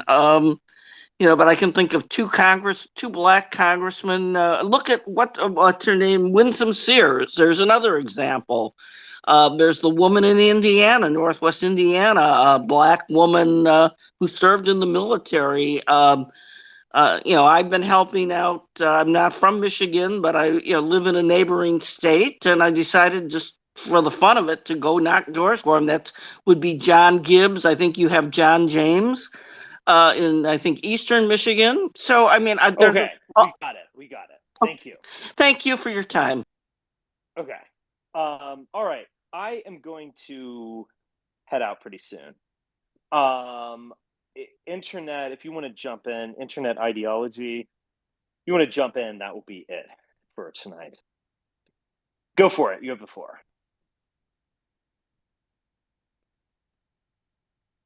Internet ideology, jump in. You have to unmute yourself. Hi, Richard. There you go. Hey. Yeah, listening from Ireland here. I just want to jump in on your Tulsi comment, if I could. Oh, sure. Go ahead. So it's like, I think it's quite provocative to call her a Russian agent. So I'm wondering what basis you have for that. But also, I've been following you for a while, and I've listened to your stuff on your interviews or uh, conversations with Jonathan Bolden. So I thought you were very illiberal. Also, I've background in philosophy, and I love your kind of Nietzschean stuff. Yeah, And it's not very often that political commentators have like a deep understanding of philosophy. So I've always found you a fascinating character. Don't agree with some of your politics, but that doesn't matter, sure. right? So I'm just wondering how you square. I always thought that you were definitely an illiberal, a conservative illiberal. So I just don't can't square how you are now apparently or superficially what would seem like an establishment Democrat, liberal supporter. Can you just Well, explain that to me? yeah, I mean, I am illiberal philosophically speaking, and I think my philosophical radicalism, you could say, has deepened as I get older. Okay. But then, in a way, my day-to-day politics has become different. I guess you could say on one level it's a Hobbesian bargain where I simply will support the people who are going to maintain order the best. Oh, And I, you know, I ultimately see Joe Biden as a reasonable centrist person leading a party that could go off the rails, but someone who has actually handled American decline in about the best way that could be handled. And I would include certainly the Afghanistan withdrawal in that. I think that was the best thing that he could do, and it was shitty, but it just had to be done. You had to rip the band-aid off. hmm. Uh, But you Richard, know, don't you think that a lot of the moves that the declining American empire is doing at the moment are escalatory with regards to Russia and China? And doesn't that seem like not the way to manage decline? no, I think that a neo Cold War is generally a good thing. And I think it's going to revive a certain kind of centrism. This is at least my hope, is Hmm. that there has to be a kind of fear of death in the air. There has to be that prospect of being annihilated for people to gain control of themselves and be more sober and serious about matters. So I think that that is actually a good thing for the West, and I think it could kind of like I first off I think there are beneficial things to NATO expansion and just like the revitalization of NATO, like the refinding its raison d'être, in the sense that there is a monster, to the east that we must defend against. Whereas we've had 30 years of Uh, an identity crisis with NATO. hmm. And so Which, I do uh, think that that's good. And I absolutely do not trust Republicans but to which, handle this which, type of situation. which, Go ahead. which monster are you calling Russia or China a monster or both? I think both are monsters. Yeah. But don't they just want to look out for their people in the same way that we in the West want to look out for our people? Like, what gives the West um, mandate to police the entire world over other, if you want a Cold War, you want multipolarism, which I think was what we had during the Cold War. So shouldn't we try and work with China and Russia to um, create a new multipolar architecture? No, I mean You're right. We had a bipolar, and then it kind of became multipolar at the end of the Cold War. That I think that's fair. Yeah. But no, conflict is what brings that about. I mean, Oh, with after 1991, we did have a kind of unipolar moment. I think ag- Krauthammer ag- was correct agreed. in in calling it by that name. Agreed. And I think if the irony of all this, I mean, the irony of all of these things, I mean, like invading Ukraine has revitalized NATO and literally created NATO expansion. And this conflict, so it created everything that Putin most feared. And in this kind of like conflict, which is natural, there is going to be actually more of a bipolar or multipolar world. I'm not positive that Russia and China are going to link arms and fight against the West. I think that's a bit of a fantasy. But yeah, I would say this very strongly. Russia is also like facing its own decline, and it's facing its own illegitimacy. Russia, as the bastion of Soviet communism, had a tremendous amount of legitimacy with intellectuals. I think it's facing its own serious issues right now. I don't want to live in Russia. I think Russia is a plutocratic society in the literal sense of that word, of a society based on Pluto. That is, you find things under the earth, and that's how you become rich. I don't want to live in Russia. But Russia is kind of like I don't know, like this old broken down car or something that was once like the coolest thing around, and now is this kind of fantasy of itself. China, I really actively would not want to live in a Chinese society or a Chinese-led world. And I'm not sure they have the imagination to achieve that. But I think that's a serious thing. But I do think they certainly have the power to achieve something like that. And I really don't want to live under Chinese hegemony at all. Russia, I don't think, has the power or really the imagination, but China has the power, and I do see that as a serious looming threat that needs to be contemplated and confronted. Right. I just think it. I don't know. So basically, what you're saying is that we've reached your day-to-day politics have changed because we've reached a crisis moment in the action. All right. I mean, it's quite something to see. Like some of your, if you don't mind me saying, I mean, with all due respect, some of your takes, they're just Some of my shit lib takes. Oh my God! But I actually can't tell if you're being like ironic half the time now, or if you I'm act. But not. it sounds like you're that. But that's just it's just the weirdest. But not weird. That's a really unimaginative word. But it's quite okay to call me weird, man. I'm no, not offended. Don't worry. Yeah. Well, anyway, thanks for How are your things in Ireland?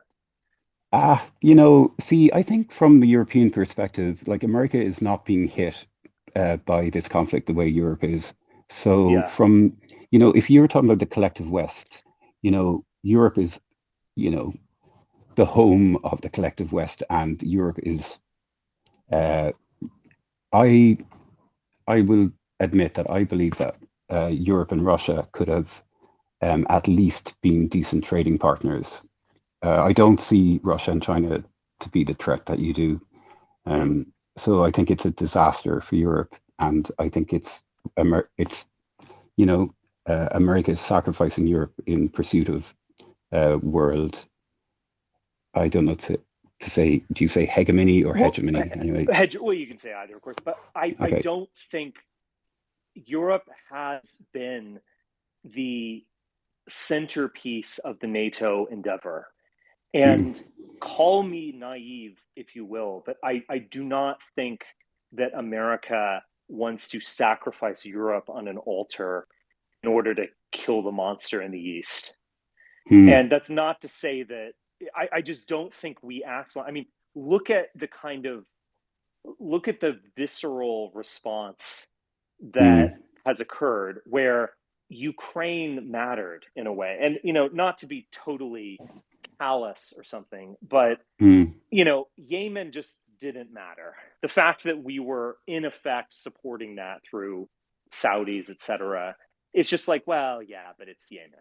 Ukraine really mattered. That was just shocking. And it was just kind of like, you do not do that to Europeans. And again, kind of callous. This is totally unfair. Sure. But I don't think that I don't think that the deep state, for lack of a better word, is just going to like slaughter Europe and just say like, oh, fuck off. No, I don't think they're going to act like that due to just a kind of residual Mm. quality to them.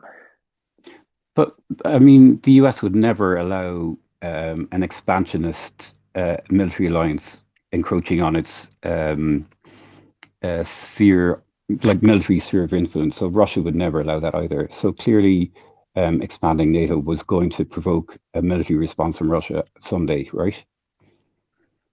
Yeah, I can see that. I mean, Yeah. I think there was a lot of ambiguity. I mean, remember Putin, at least in the guise that he presented, Mm. was pro-German, pro-European on some level. I mean, again, I've been listening to this biography of Putin, which he is an extremely murky figure, and whether he has an ideology at Oh. all is questionable. But Oh. there was even Mm. talk at some point of Russia joining NATO. So, I Mm. mean, there could have been something, but it just never worked out due to the kind of intractable problems of the Russia question, which is that you have this big, proud behemoth that has nuclear weapons. And so you just can't like go in and get them on board like you could with, say, the Baltic states or something like that. Mm. Yeah, but So it's just a kind of intractable question. But yeah, I understand. I don't think Putin is irrational. I think Putin is acting rationally, and he's obeying a kind of like geographic almost imperative by mm, um, by taking but over Ukraine. yeah, but 90% of the Russian population are in the west part of Russia, within Right. Europe, and they have a European culture. So it's I think I I think Peterson is right that it's it's a civil war in the West, and like that's a tragedy, surely. Well, but Putin, whatever you want to say about Putin's ideology, he doesn't think Mm. like that. I mean, like Michael McFaul. Okay, the guy is lacking in Uh, intelligence. uh, I know. But he relayed a anecdote that I think was mm, quite telling, which was that Putin pointed to his skin and said, "See, this is an illusion. You think we're white like you. We're not white. We're uh, Russian." Now, this is goes in contrary to a reported meeting of Brezhnev with Margaret Thatcher on a boat, of all things, mm, where he grabbed her by the hands and said, "The real question is whether the white race will survive."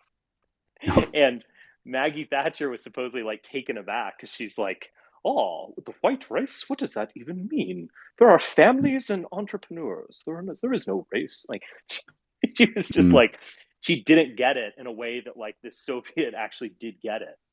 And so I don't think Putin thinks in those ways. I think he, when he gave that speech and he was like, we're going to get rid of all these Western liberal shit libs, basically. And yeah. we're going to spit them out like we spit out a fly that comes into our mouth. I mean, things become simpler for him when you create this boundary, like there's no more ambiguity. It's just full on hostility. Now, I think Mm, he very well might have contemplated that perhaps we could invade Ukraine and it'll be just like Georgia in 2008, or it'll be just like Ukraine in 2014, where there's some outrage in the West, but nothing really happens. And, 2 years later, you're invited to the G8 summit, whatever. But I think he might have kind of known that this was a final step and it was just shutting things down. It's like, we're not going to have this ambiguity anymore. And if mm, you Western girly men want to leave, then good riddance.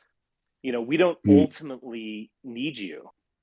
As actually someone who is on, who's he's on the call right now, but he's talked a lot about this in a detailed way. It's like, you don't need this huge population if you have a plutocratic society, as I described. Like, you're pulling things out of the ground.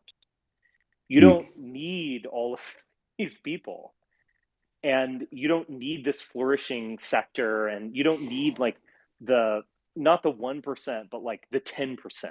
the people who are doctors and lawyers and whatever. You don't need any of that.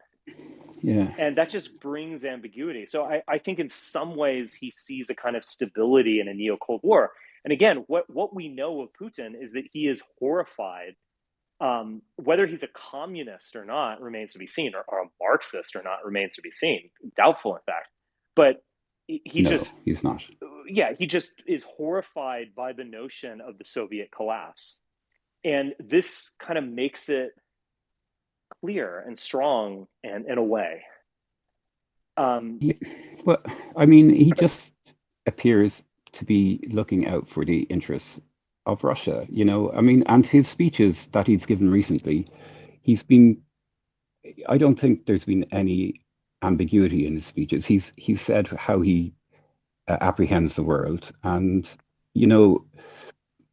I don't know, do we need to say his ideology is exactly such and such a thing, but he's says he's advocating for multipolarism and that the US is preventing multipolarism, or the US led West is preventing it. And I, I'm all for empire, but you can't have a global empire when you have other great powers in the world. So you have to, at some point, negotiate with them. And from my perspective, it would seem that the US, especially, just does not want to relinquish that mantle that it achieved after 1991, and that is why we have this conflict. And I get that, but like in some ways we're going back to mm, multipolarism. Like, yeah, but what down a warlike path, though. Why? This is my point. It's why do we have to? I get the death Because in the air conflict thing. is natural. Hmm. What's unnatural is peace. Well, okay. Well, look, you've explained your position, so I understand. At least I understand you now, because I was like, okay, Good. Richard has gone insane. So, but now I understand. Okay, good. Right. Yeah, I appreciate the talk. Okay. Yeah. And Yeah. And actually, yeah, that's the hopefully thing, one because day, yeah. God, I really want to visit Ireland. So I'll Huh. follow you. Maybe we'll link up at some point in the future. Oh, cool. Okay. Yeah. All right, Okay. Thanks, gentlemen. Richard. Yeah, thank you for speaking. Okay, one Okay. more quick. I'll let History Speaks come in, and then that will be the last one. And let's keep it brief because I'm getting a little sleepy. History Speaks. Hey, Richard, can you hear me? Go. Yes, I can. Okay, so I listened to you, Richard, and so many of the premises on which and I'm the genuine shitlib, not the ironic shitlib, the genuine shitlib of this group. So be ready for quite a triggering any residue of alt right You're listeners. welcome here. Richard, I listened to you, and so many of the premises on which you're basing your arguments implicitly, that you don't want to live in Russia, that the U.S. is a pretty good place to live, that the U.S., I think you implicitly seem to think that the U.S. deserves some rebuttable, not like categorical, obviously, but rebuttable presumption of loyalty and foreign entanglements. And these views just seem utterly incompatible with the white nationalism, if you will, and broader alt-right ideology that you were earlier professing. I mean, the United States is at this point fundamentally and irrevocably, barring some kind of boomer secession movement, which I don't see as plausible, a multiracial liberal country. I mean, liberalism is the founding revolutionary ideology of the country. And I mean, even like most MAGA supporters, when it comes to diversity or whatever, probably most MAGA supporters are either non-white or like married to non-whites at this point. So, Yeah. and the fact that you have made your peace with and are actually supportive of, to some extent, with some measure of skepticism, this liberal society that is, of course, also multiracial, and it's great that you should be supportive of the U.S. to a reasonable extent, and you're opposed to its liberal foes. It just seems like you're close to repudiating your background, but you want to then you want to kind of cling to these notions that somehow this is about the EU is about the white race and so forth. But it just seems to me that you're close to accepting the fact that even if you obviously don't buy into the academic taboo woke conception of of race relations in the country that, nevertheless, through this interesting combination of different races and ethnic groups, we've created a pretty interesting and compelling and entertaining society, and it's worth defending. And it's superior to white nationalism or illiberalism or whatever the alt-right ideology is. So, well, okay, what is white nationalism? Because I think that's an open question. And I think that in 2016, as expressed via the alt-right, white nationalism was a kind of hyper conservatism. So it was like a hyper white feeling. And but I don't think it was disloyal, even though I agree with many of the comments we made like an hour ago about the kind of fuck you establishment quality to the Trump movement to this day. But at least in terms of his expressed ideology, I mean, it was flag waving. It was the kind of last stand of white America kind of stuff. Now, I think in me, and particularly in some of the ways that I thought through things like 10 years ago, I think you could definitely glimpse a kind of like, disloyalty to America is loyalty to the white race kind of, ideology. But I think I think I've rethought a lot of those things. And I think a lot of that stuff is a little too easy for me. And I see a lot of that stuff on the DR as well. But yeah, I mean, I don't know what to say. I mean, I live here, and I'm not there. There is, of course, a kind of line that could be crossed by the regime, but we all make a certain type of Hobbesian bargain with the state that's protecting us. And so, I don't think what I'm doing is really contradictory or can't be understood or anything like that.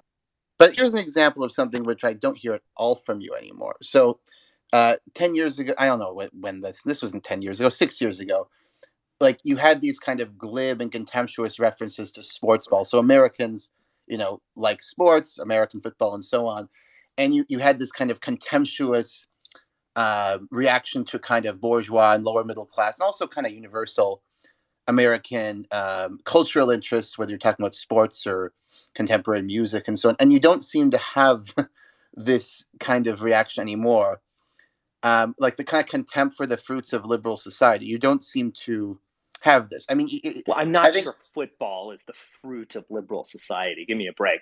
Maybe also I've just kind of mellowed out a bit. I mean, perhaps, but I mean, it may seem like a frivolous example. But if you're deeply hostile, different. If you're deeply hostile to the kind of music America produces, and has produced, like jazz, for example, or rock and roll, or you're just completely hostile to athletics in the country and the kind of culture surrounding universities and athletics. I do think there's something there's some extent to which you're rejecting the society, because these things are what people The consume in civic the United religion, States. you could say. And yeah, they're what people consume, right? Yeah. That's what engages people aesthetically, and you seem to have made your peace with these things more. Yeah, I mean, maybe that's getting older a little bit. I don't know. I mean, yeah, I guess so. I think you're not making the maybe strongest case of like he's not actively bashing. I mean, I probably still do think that the music on the whole that we produce is pretty shallow, but I don't know. I guess I've just kind of mellowed a little bit. Mark and I can talk about football uh, in a, I don't know. Sure. Maybe it Yeah, says something about me that I I think it don't does. feel the need I to actually kind of. want to cling to this point a little more, that you Okay. have that like for kind of bourgeois American cultural artifacts, you have moved from a position of contempt to a position of mild affection. I think that says a lot about your overall outlook toward the United States and the kind of more profound elements I talked about earlier, like the liberalism, the multiracialism, and so on. Okay. All right, I'll take it. And I look forward to eventually, Richard, hearing your Yeah, we need to do that. And by the repudiation. way, did you see Bryce Harper's home run against the I did not Padres? actually. I did Awesome. not actually know. I'm I more of might the. like sports ball more than you do. I'm actually a Detroit Lions fan. So that's Oh a my very God. difficult place to be Well, in. yeah. Yeah. That But like is these must things, be look, just these things can endless be pain. these things, if they go to an extreme, are quite stupid. They can obviously be deconstructed, but it's what we have at hand, and our Yeah. society is more functional than almost any other society in the world. And I mean, I think though that that's a problem for white nationalism too. The fact that, and alt-right, let's say, the fact that you think the United States is more functional, better place than Russia. I mean, Russia's not white nationalist, obviously. Ethnic Russians are the top dogs. That it's a Right. diverse society, so that's not the best example, but certainly they're illiberal, right? And ethnicity is important insofar as ethnic Russians are the core of the society. So there is an ethnic element, and the fact that you think the United States is better, I do think that just I don't know if represents a it's huge change. Russia's. I don't want to jump. I don't want to be tedious here. I'm not sure Russia is so much illiberal as Mm. depoliticized. It's kind of like the reverse mirror of America. I've talked about this a lot with my group. I and I've heard other Russians talk about it in this way, and this was my impression in my very brief time in Russia. It's whereas Americans are just too obsessed with politics and they're going nuts and all this kind of stuff. There's this depoliticization of probably like 60 to 70% of the society where they've just outsourced politics and they don't think about it. And there is a very strong decline of civic society that goes along with it. So Perhaps, I'm not yeah, sure it's really yeah. That's actually illiberal. I'd have to really read more about Russia to know. I'm no Yeah. expert on Russia particularly. Putin certainly wants to, I think, project an illiberal ideology as point stands for an opposition to Western liberalism, but maybe it's more vacuous than that in It's more reality. vacuous, and he'll go this way and that. I mean, after he gave his speech about a month ago, they had this rally type atmosphere, and they were talking about holy war. Mm. And there was actually something really interesting with Dugin recently. He was giving a speech. I think it was in a church, and it was just outright like the West is satanic. We are living through revelations right now. And so you have that, but you also have Putin grasping for like a one struggle subaltern versus the evil whites type ideology, where it's like, the wicked West is always, the history of slavery and oppression, and they're doing it again around the world just under a different name. He'll kind of grasp for all of these things. And I'm not sure. I mean, I think a lot of the Putin, he'll play the strong man to a certain audience. That's true. But I think a lot, in terms of vis-a-vis the West, I think a lot of that is just like his fans that Mm. imagine him as Hitler. Like when you say this is just like what Hitler did, that's in some ways a kind of enticement for fed up Americans to be like, oh, this guy must be cool. It's like Hitler. Whoa. Yeah, but I think that's honestly like when you say, oh, I think that we're living a bit on the internet if Hitler is cool. I mean, like even the Ku Klux Klan, if you look at like the history of it, even the Ku Klux Klan was fiercely anti-Nazi, generally Well, speaking. Nazi Party was anti-Ku Klux Klan as well. Yeah, sure, but I think we're living a bit too much on the internet if we think. I, he's definitely is trying to appeal to like far right and far left in the rhetoric. Yes. Um, In terms of propaganda, whereas 5 years ago, Russia would be trying to appeal to the left. yeah, I think now they are appealing, let's say, 80% to the right. On the other hand, though, they are reaching out to India, to China. I mean, that may be out of necessity, but the anti-colonial rhetoric is there too. He wants to depict. It's interesting. He wants to depict the West as a multicultural, woke hellhole on the one hand, and also like the continuing oppressor of the global South and the East. You know. Exactly. He'll kind of grasp for things. I think what exactly Putin believes is, But maybe remains that to be reflects seen the if there's anything at all. contradictions. Maybe that reflects the contradictions of, and I need to learn more about the Russian Federation really to say, but from what I know about the Russian Federation, there are some contradictions there. So, it's a multi-ethnic, diverse society, much more diverse than any even most Western European societies. Yet, ethnic Russians are the core. There's open immigration. Yet, again, ethnic Russians are the core. Like Islam, hate speech is banned.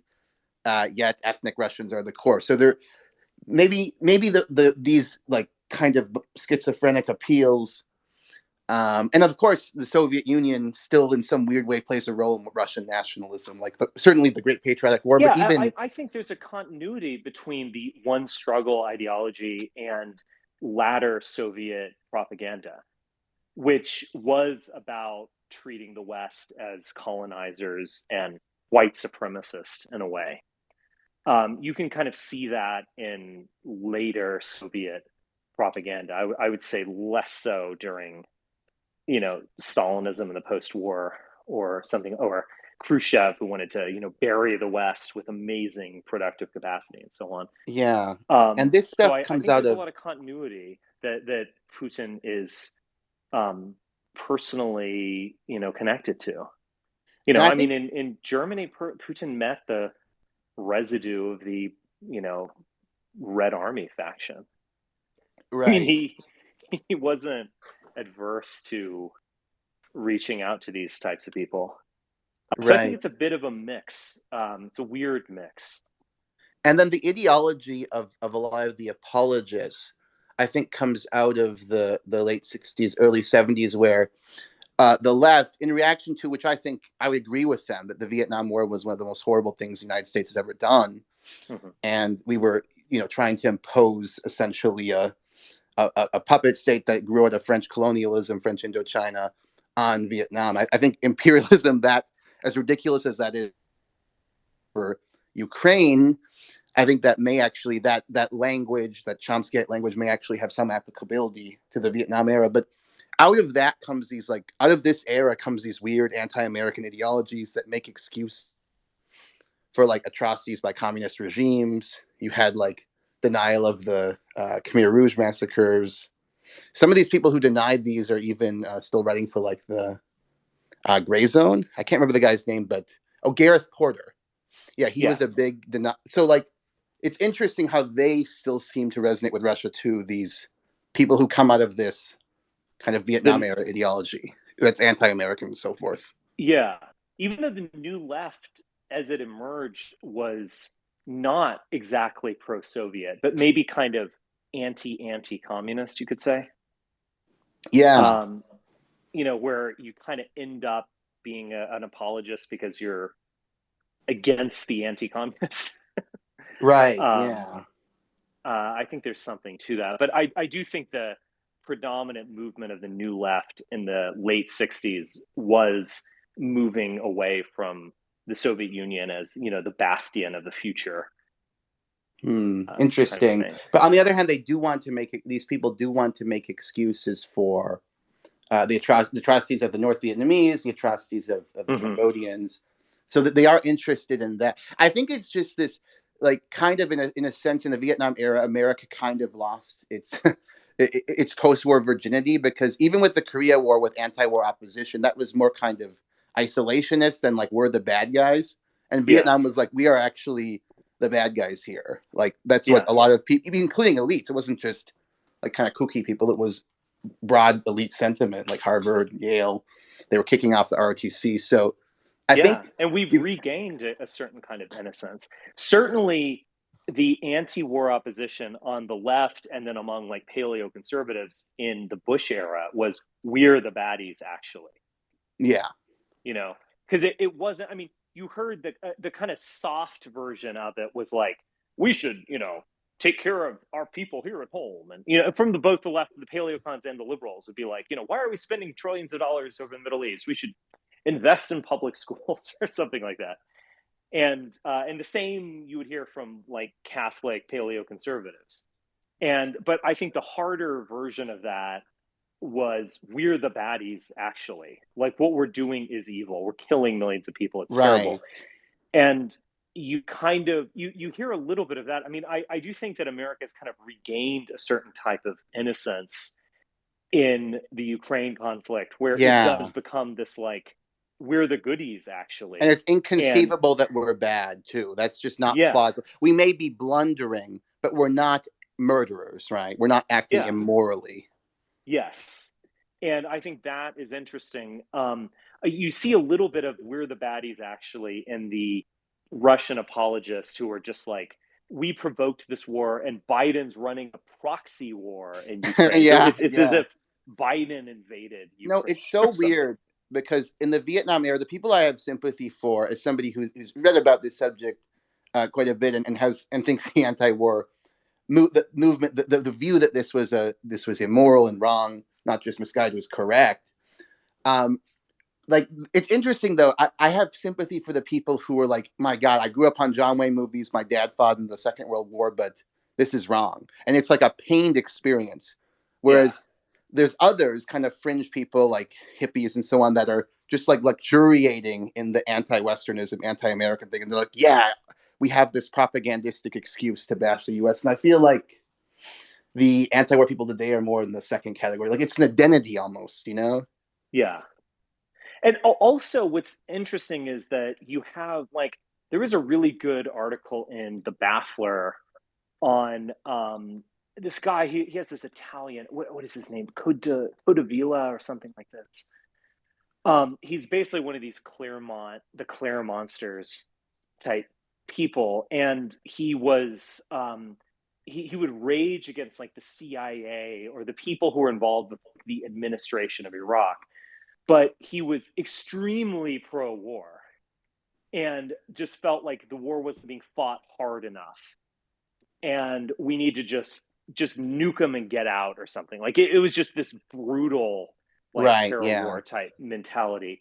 What's interesting is that those people are effectively pro-Russia. Yeah. It's You know, strange. Yeah. all of those the Claremont Institute types, the Teal Circle, the dissident right, which is kind of aligned with them in many ways. There is where you will find all of this, like, you know, anti-war talk about Russia, various shades. It's just interesting. I mean, I do think things have flipped, and I also think that, you know, like, um, what's her name in Finland? Maren, is that her name? I'm forgetting. The hot chick who's in charge of a country. I guarantee you that she would be like really opposed to the Iraq War if she were in power in 2003. You know, like shrill denunciations of America. And now you have these types of people, the people who, that Codaville, I believe is his name, who he raged against, like the CIA type, the tweed, waspy, liberal, you know, institutionalists. They're the ones who are like, well, you know, we've got to support the NATO world order and we've got to continue to support Ukraine. It's a weird flip.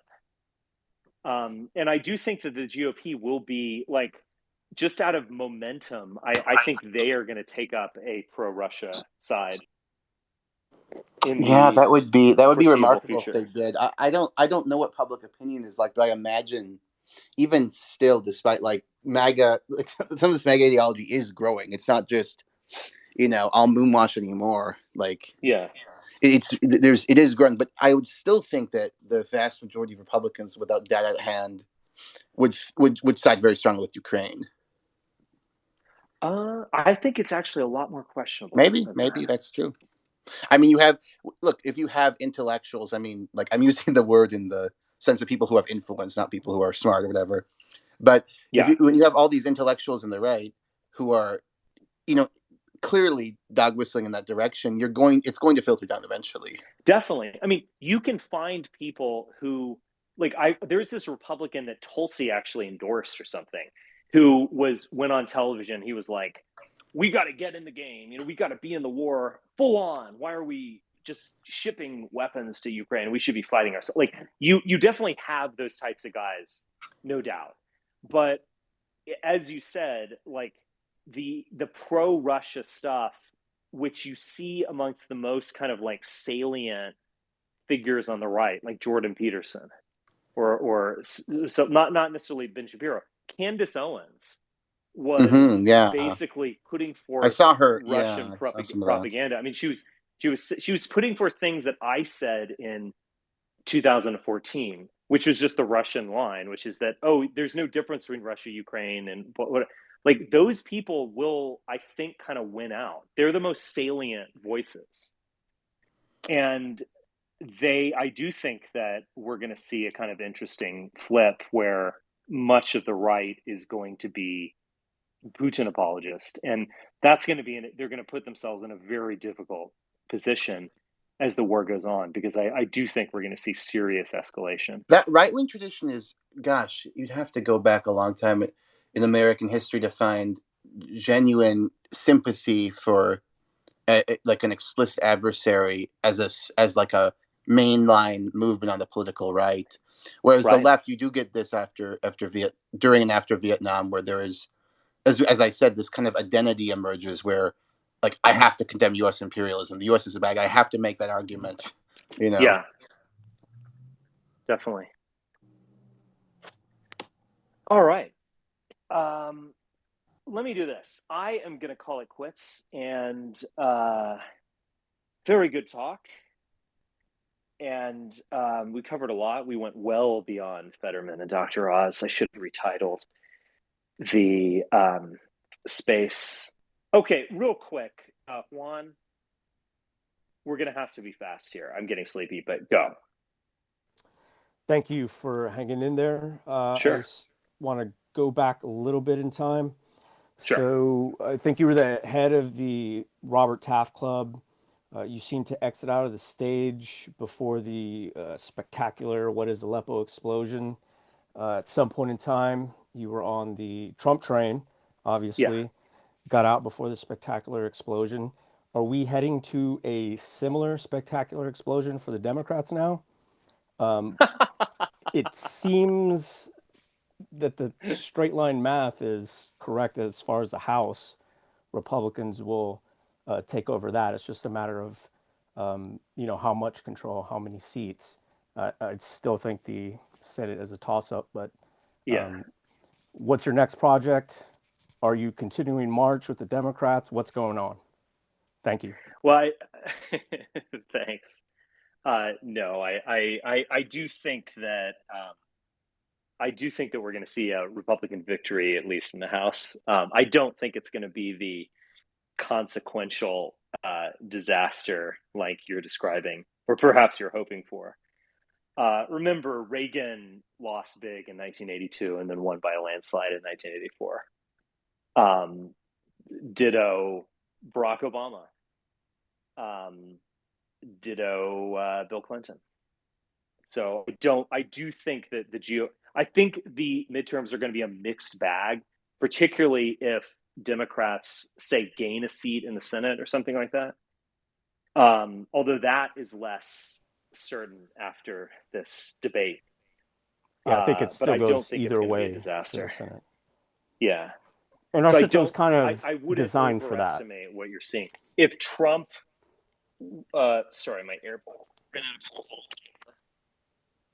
If Trump does run in 2024, you are going to see a catastrophe, the likes of which you could barely imagine. I actually think you're right. His time came and went, and I'm glad for it. He got me to vote for him because he built a wall of literal Mexicans on the southern Mexican border between Guatemala. All right. We can't do talk like that. Okay. Lenny, really quick. Oh, sorry. Oh, you guys keep coming in at the end here. Super quick. Lenny, you have the floor first, super quick. Well, good evening, sir. It's Hey. fortunate to hear from you and meet you because I've seen you on television and seen you in my home city of Charlottesville, Virginia. The press is not, you're not too good in the press. But anywho, this two-party white supremacist party is a joke. Okay, it's a joke. It's not productive. Nothing gets done in Washington. It's a joke. You got the MSNBC farts and the Fox News ass kissers.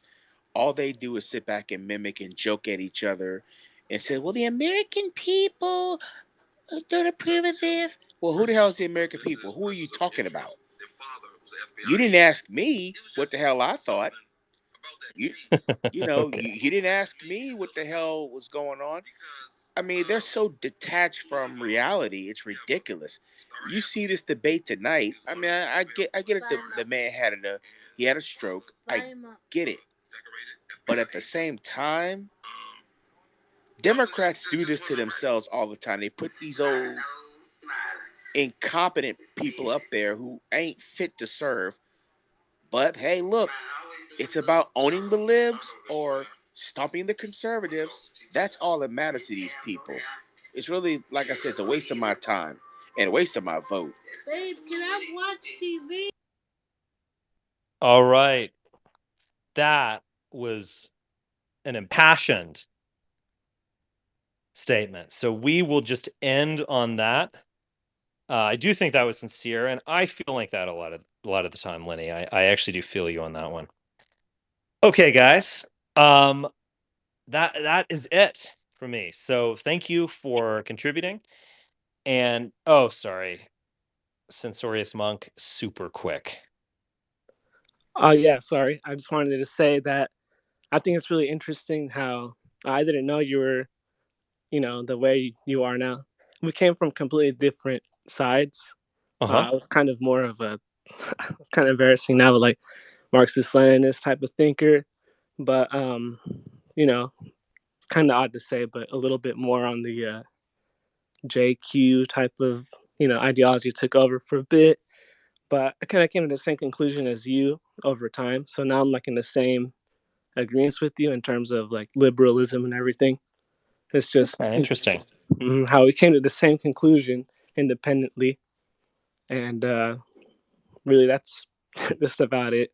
All right, thanks for that. And yeah, that is interesting. Yeah, I have a little Marxism in my background, at least in terms of reading and studying, but I don't think I would ever call myself a Marxist, but it is something that I respect and understand. Okay, guys, I am getting sleepy, so I'm going to call it quits. Thank you for being on the show and contributing, and I will talk to you guys soon.